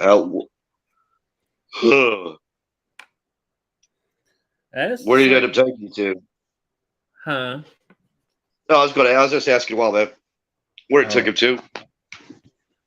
I mean, it's kind of interesting. I like hearing, like these different kind of, our little neck of the woods kind of stories, because that's what really makes it. I mean, yeah, dude, we can cover all the basics everyone else has done. An old warship, Amityville Horror. What are the 5 other big ones in America? Yeah. But it's the little ones, man. That's the ones that get the story told, Yeah. Hey, Bootsy, have you ever been to a cemetery like at nighttime or whatever? I just want to get your information on it, see what you think about it. A lot of people won't go at night because they get scared. But if you think about it, that's about peaceful time there is. Yeah, it is. Honestly, I mean, I feel more peace and more at ease actually sitting in the middle of a cemetery. You see I how feel more it is- serene. you see how it is when we go. It's just when we cut the lights out. It's just so calm. Yeah. No, I haven't. That's cool. Honestly, it's the safest place you in the world you can be. I promise. No one's going to go in there chasing you. Yeah. Oh, wrong button. Which But I would with someone else, not by myself. honey, that's even worse idea because they're going to have you holding the bag open and saying, "Now remember, when I get close, go loo. You ain't right. No, you want to explain that one? Go ahead, take it over, take it away. I'll let you Come take on. No. That bell in a future show. The next show I'm going to do is about Victorian era cemeteries. Ooh, good call. That's my Good favorite call. era. I love Victorian stuff. Yeah. I was born in a wrong era, time zone, whatever you want to call it. Yeah, I got you. Laugh out loud. There's a lot of creepy old cemeteries here in Alabama. Oh, really? I would love to go to Alabama because they got some crazy stuff happened down there, especially during the war and stuff like that. The night that Mobile howled. Yeah. Stoneman should have been hung. Grant should have been hung. I bet. Oopsie. Yeah. There's a. Well, we got to understand, like Alabama and Georgia really kind of predate even Louisiana. Yeah. And is up there in par with Florida. Alabama, Mississippi, Georgia, and Florida have flown under 6 or 7 different flags. Yeah. Honestly. Not only they've been autonomous, they've underneath the Arcadian flag, okay? The British colonial flag, the American flag, the Confederate flag. Did you see my comment about the trash? No, Sorry, I was over here yapping, man. Shoot it back. Pile of beer cans, and I picked up the trash. Then the wind stopped. Yeah, that wasn't a wind. That was a directional. Yeah. That was probably a skinny. But that's okay. He's telling you which way to go. Yeah.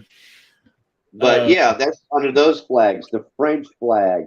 That's what, 6 right there. So there's probably another one.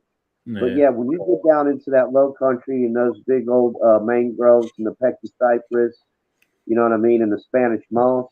Yeah. That wind rattles the leaves, it releases the stories of ghosts and their souls and the stories they told.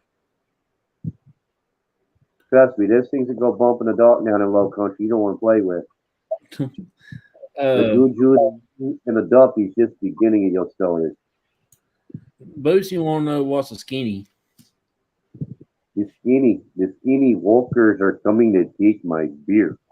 A skinwalker is basically somebody who's dabbled in black magic or dark arts to the point that they've basically become a permanent witch. They're a shapeshifter. A skinny is a short term for a skinwalker or a shapeshifter. In short, they're called skinnies. That's another subject there. The Bell Witch. Have you heard of the Bell Witch? Yeah. Now, this isn't to be confused with a skin witch. A skin witch basically preys on younger females, and the legend has it she'll pull the youth from the flesh of a girl and spin it on her spool like in a form of a thread. And when she's done, she can cloak herself to not only regain the girl's youth, but even her looks at a certain point. A skinny, on the other hand, a skin walker, can turn into a coyote, can turn into the spider, can turn into, who's the other jokester? There's 3 jokesters. The coyote, spider, and I want to say the fox. But anyway, he can shift himself into any shape he or she wants. Most of the time, it's usually a male, like what we call in Western Civ, we call it like a warlock. They are bad news. They're extremely bad news. anything they do, just like a gin, is going to come at a price. Because in order to keep up, they got a tiger by the tail. They've already sold their soul, but in order to keep on this side and to keep changing and use that power, they basically need your soul. They got to trick you into something. Yeah. They can't just walk around and just suck the life right out of you. They've got to con you. So when the skinnies come, yeah, they'll give you what you want, what you're looking for, but always be careful. Yeah. You know? Now, is a skinwalker an opportunist? Yes. Like, I could totally see a skinwalker not wanting you to desecrate like that tree or a pioneer cemetery, okay? Because remember, they're basically undead. They don't have a chance to die, so just like a vampire Nosferatu. Always found the Bell Witch interesting. Yeah, she is. So just like Nosferatu and everything, they basically have that center post. That's their center. It's usually a cemetery or something like that. So I can see them sending somebody out there, but don't think they won't take full advantage of it. Y'all, the Bell Witch, I like the Bell Witch. We actually studied that in school.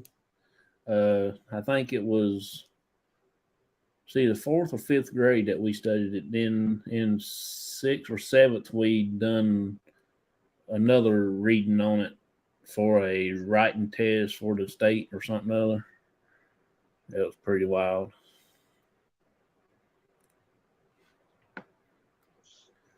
Yeah, she is pretty cool. I want to go. Huh? Go ahead. I said I want to go to the clown college thing out west. To that cemetery. You ever been? Have you ever been to that one? Which one? The clown college or something. Or it's a cemetery where the clown. They say if you go into the cemetery, if you was to look around, there'll be a clown standing there. I saw this movie once. No. No. Andrew Jackson went to see her. Oh yeah, I remember that. Vicky. Andrew Jackson?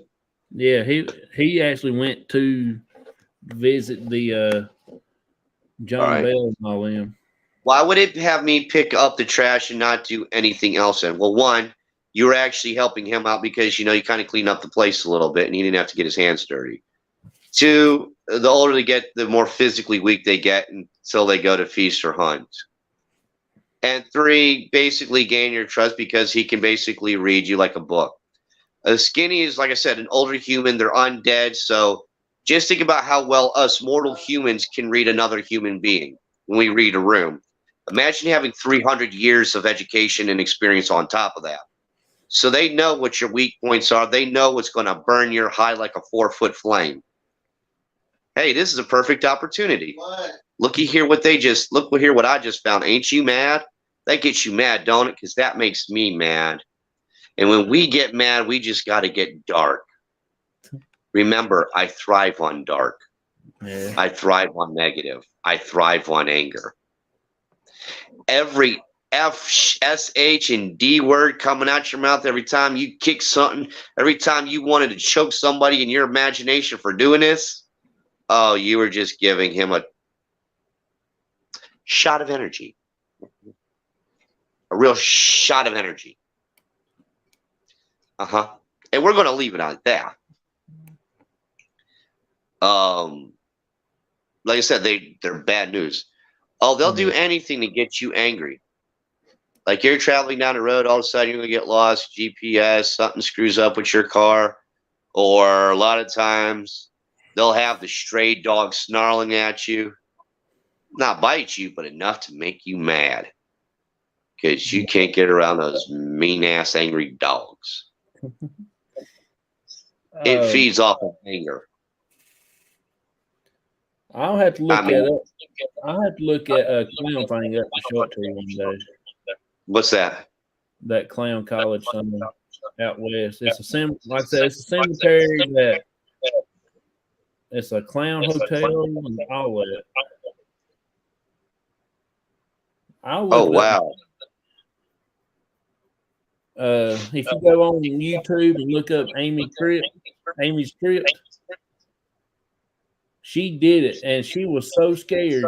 She's from Australia. Her and her husband is, and they did it. And she was in the graveyard, and she turned around, and they saw a clown come across the grave. Yeah, You sure you want to do that?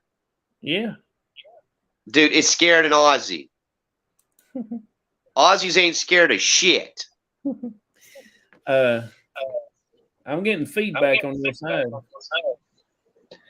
Interesting. Yeah, every time I talk, I hear myself.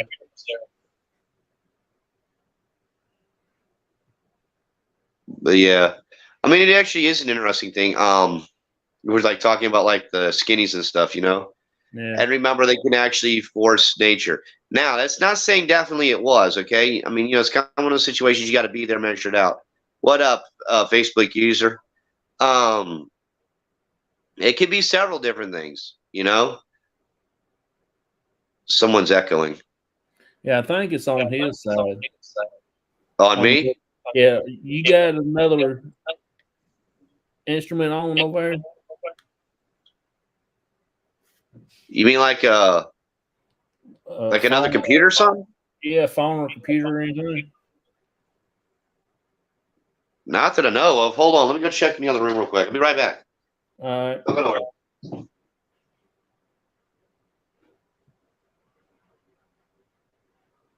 What? You said we got a feedback? What? No. The extra shit ain't watching it. Huh? The extra shit ain't watching it.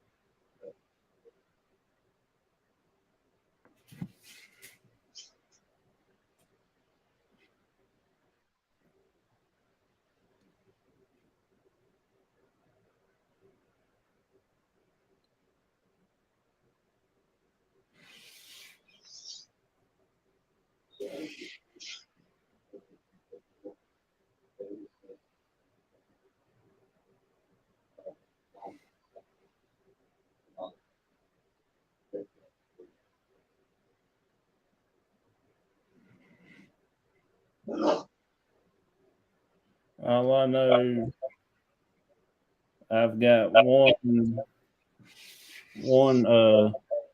sad face on Facebook, y'all.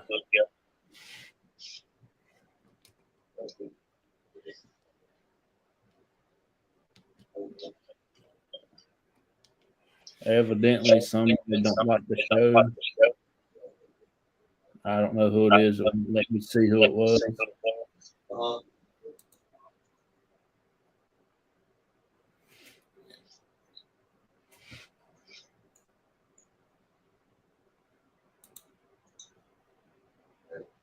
I didn't feel bad at interview that day.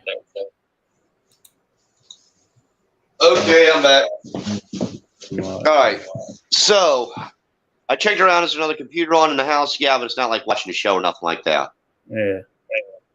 I don't know where the extra is. I ain't even got my phone on. Right. Sorry, ladies and gentlemen. I got a little bit of a head cold.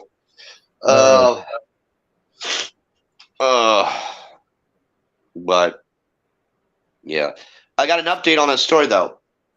Remember the Jamaican Place story I was just telling you about, the little boy on the dolphin? Yeah. Okay, so he was 9 years old. He fell off his father's fishing boat. He was an only child, and it's actually one of the oldest graves in the whole cemetery. I'm not sure exactly where Jamaica Plains is per se. I know where it's at, but I don't know what it's like next to. Yeah. Hold on. Hey!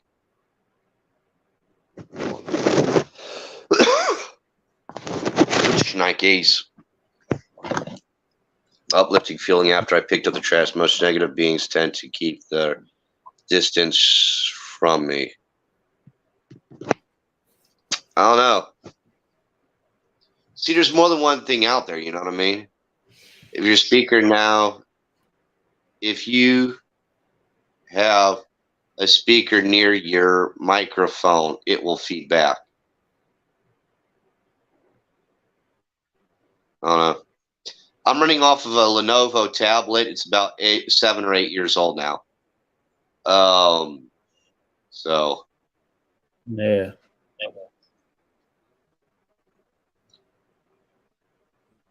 but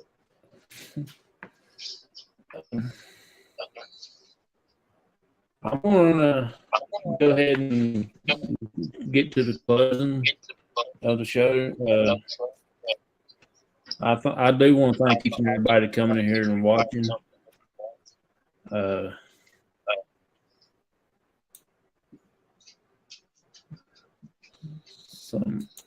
Somebody on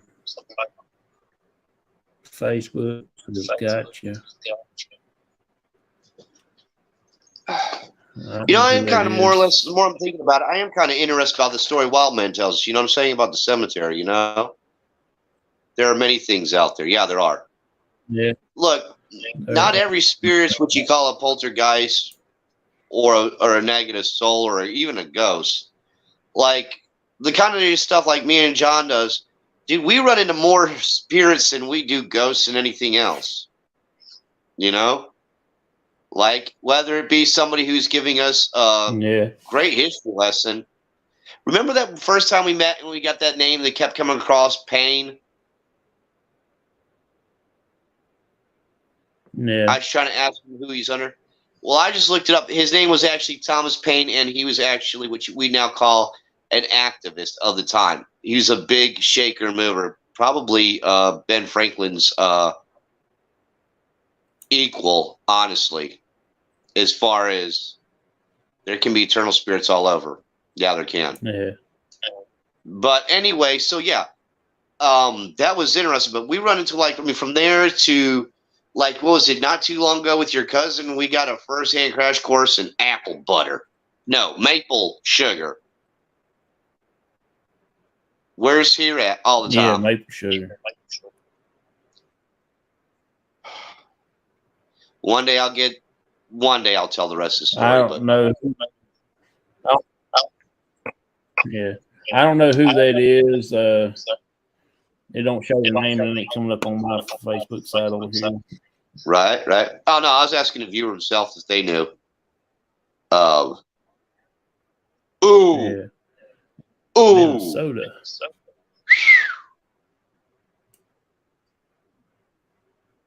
Neil, Minnesota. Oh, Facebook user Neil. Creek Tribe. No, Beaver Tribe. That's a guy's name, Neil. I know that's his name? Now. Okay. Yeah. Yeah, I know the Minnesota he's story. From Minnesota. Yeah, that's another one.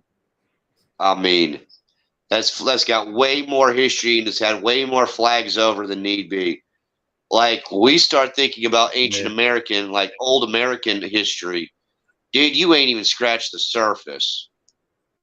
Kind of like between the Arcadians, the British, the, what do they call them? People basically, kind of like, down here we call ourselves the Melanchans, or the Sigians, or the Creoles, but Native and, French mix. Their stories are ancient. Yeah. I'm talking early 1600s kind of story. By the time the first shots at Bunker Hill rang out, we're here. We have at burial mounds here. Ancient burial mounds. Oh, so you're up near mound building territory, huh?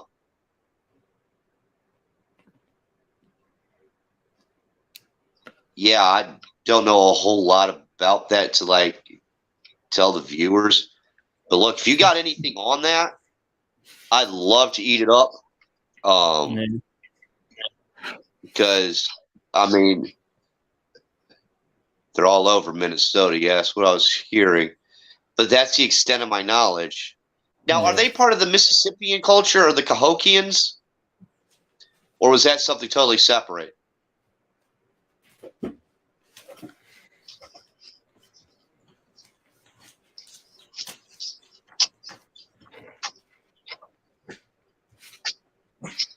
Hey, Neil, you still there, bud? Look up Gray. Great Cloud Island. Yeah. Hey, you got an extra cell phone on you real quick? Because I'm running off the only electronic device I got right now. So you can type that in. My other one's dead. I ain't got my charging cord in here with me. We have Lakota natives, Sioux natives.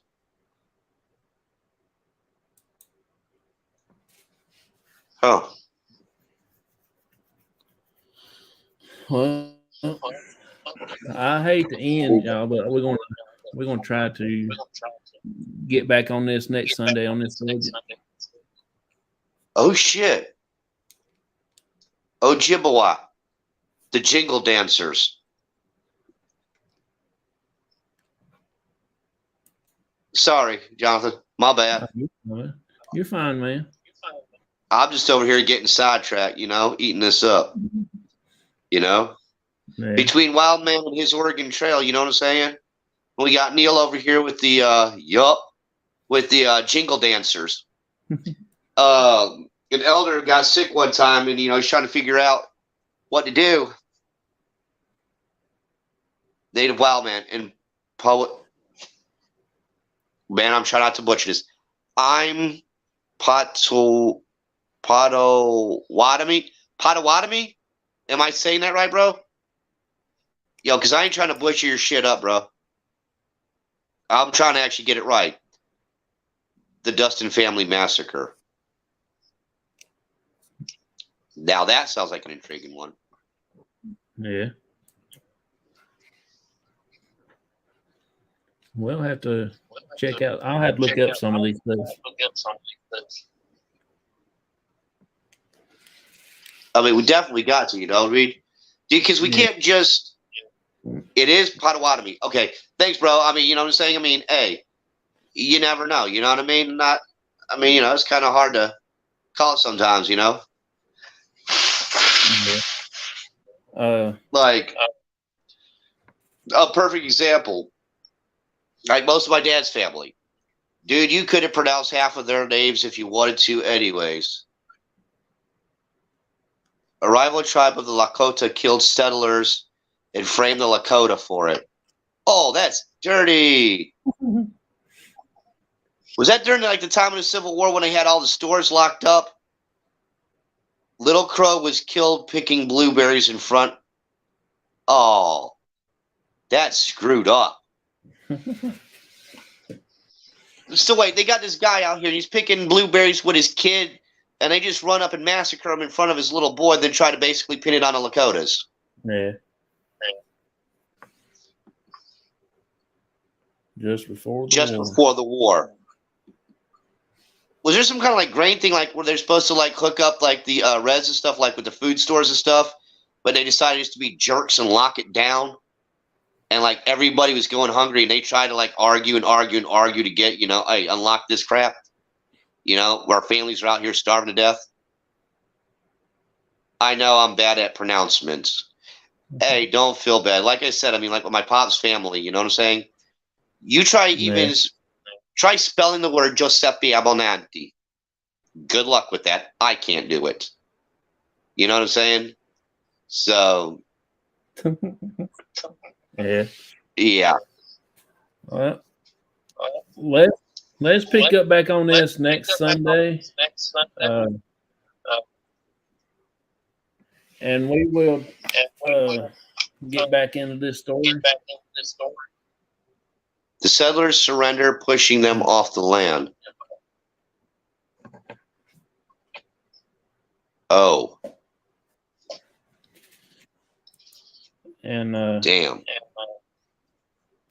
We will pick up on the next one. The next show that we're going to try to do will be Victorian cemeteries, what they did when they go to the cemeteries and all this and that. Right. But look, not I to think go down that'd a be rabbit trail. Hey, can we do one this week too? I want to finish up at like what else? Like Wild Man and Neil was telling us. You know, yeah, there we was no will. supply of this land. Oh shit, that's just dirty. I like We'd to like come up to- and share some of my stories. Okay, yeah. I mean, look, I'm not going to try and claim fake blood. Okay. I mean, our family, we're just cold. Mama's family, we're just coal mining my luncheons. We don't know. Yeah. When the truancy officers pick people up from the res, the boys from the res, they sent them to the school. When you graduated, you went to a vocational school. They had to forage and hunt for food. Yeah, not everybody was in that. A lot of people were sedentary, were farmers. This Yeah. whole image of these teepees on the plains and killing buffalo, you're talking about a small segment of a very large confederation and even separate different nations and agencies. You know what I mean? That is just as diverse as anything we had now. That whole concept of running the plains and hunting the buffalo. Okay, maybe if you were Pawnee, Lakota, or Paiute, okay, maybe. But if you were, Chinquapin, Upper Croatoan, Mattapani, Pamunkey, you know what I'm saying? Kanoy, Yeah. Mononkahila, dude, you're a fisherman. Kanawa, you're a fisherman slash farmer. And if you're getting drug out somewhere like that, I mean, personal experience. I'm sorry, Jonathan. I ain't trying to overtalk you off. I know you're trying to get off here.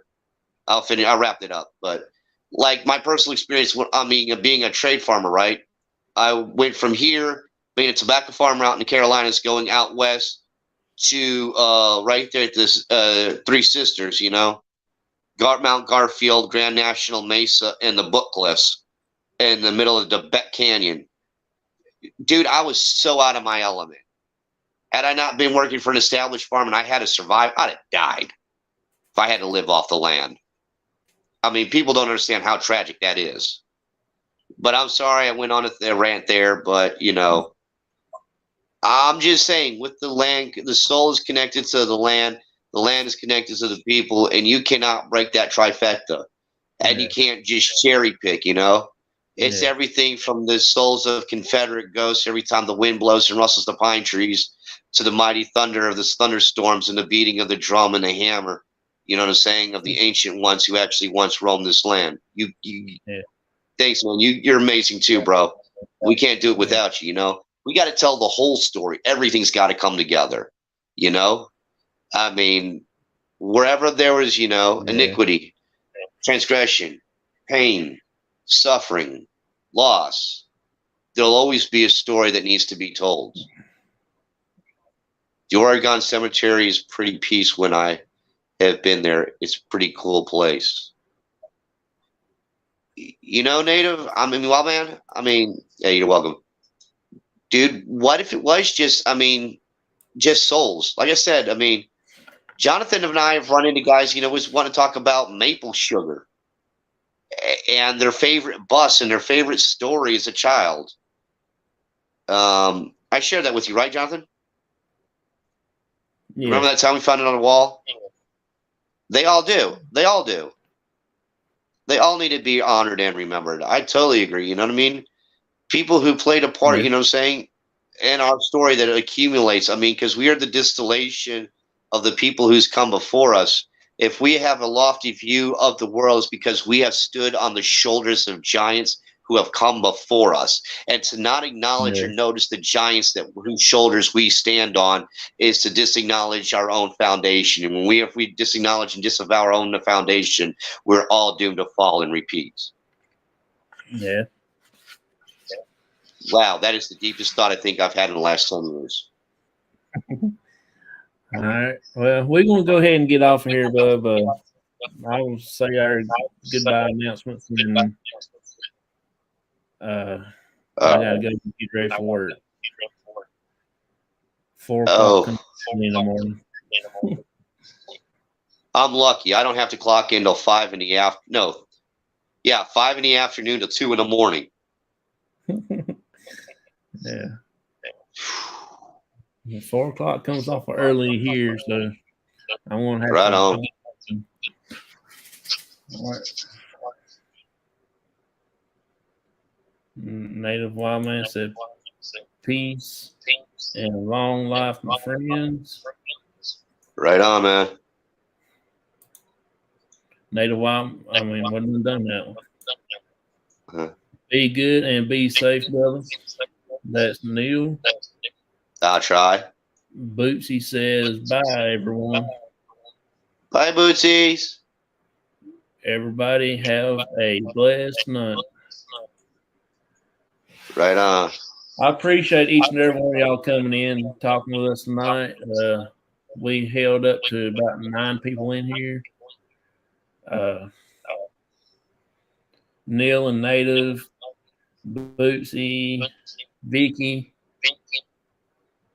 Vicky. my good friend, Man, I love you guys. William Baker. I appreciate each and every one of y'all coming in. Thank y'all a lot for showing us Shaman. I appreciate y'all coming in. Off the Hook Outdoors, Ted, he was here.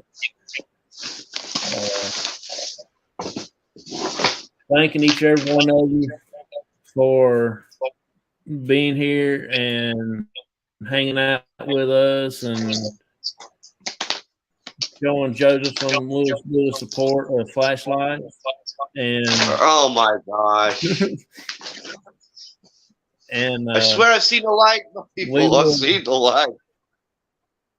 Don't go into the light. Joseph's holding it. We will keep this going on for a while, seeing Joseph a flashlight. Even if he's not even on the show, we're going to send him a flashlight. Oh. But how do I get involved in these things? But everybody enjoy the P3 program video. I want to show the Matt next time for the Ghost Hunt video, and then the commercial. Then I want to go ahead and go on out. I appreciate you, Joseph, for coming on in here with me tonight. I appreciate you having me once again. And we definitely got to finish up when we started, man. I'm sorry we went down a trail, with the Dustin Massacre and the Oregon Trail, but dude, that is just too juicy to pass up. Oh yeah, that's cool, man. You be back on November 27th, okay? 27th? Yeah, of November. Of November. Yeah, because I got Neil coming on the 20th. God bless you, Mr. Scrooge. It's morning water of you. And I got Vicky coming on next weekend, so. Right on. But hey, can I do a special on next Saturday? Yeah, you can. Good Lord willing, and the creek don't rise, because I want to definitely follow up on this one. Because we've been talking about, me doing this little pilot thing, my whole little paranormal pessimist thing. I'd love to take a crack at that. Yeah, you can go live on Facebook and do it. I mean, I don't know. Unless do we got another hunt coming up? Another investigation coming up Saturday? No, it don't come up until the 19th. Okay, so that means we got room to fill. Yeah, you got time to do one. Okay, cool. Yeah. Definitely get up with me, and I want to try and see if I can. Let's see what happens. I'll try to spread my wings and fly. All right, everybody. Y'all have a good rest of y'all's night. I just wanted to thank everybody for coming in, and I appreciate it. Native Wild Man just sent you a flashlight. Thanks. Thanks, Wild Man. Damn it. So y'all be good, and I will talk to y'all at the next show. See y'all. Be good.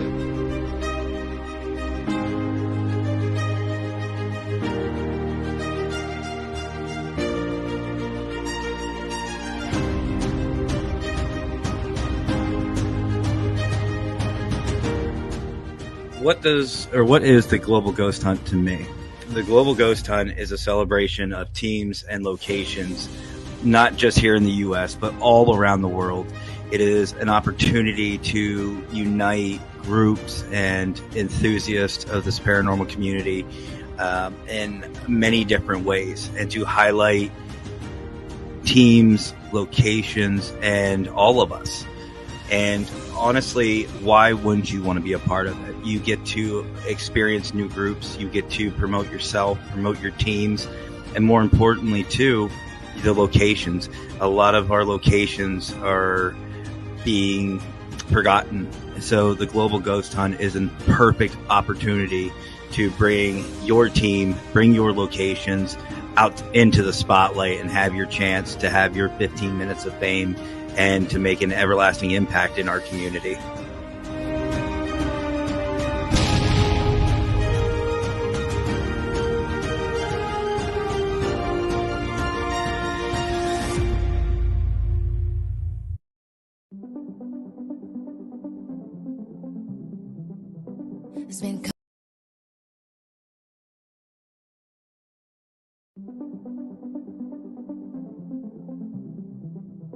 It's been coming up like sun above.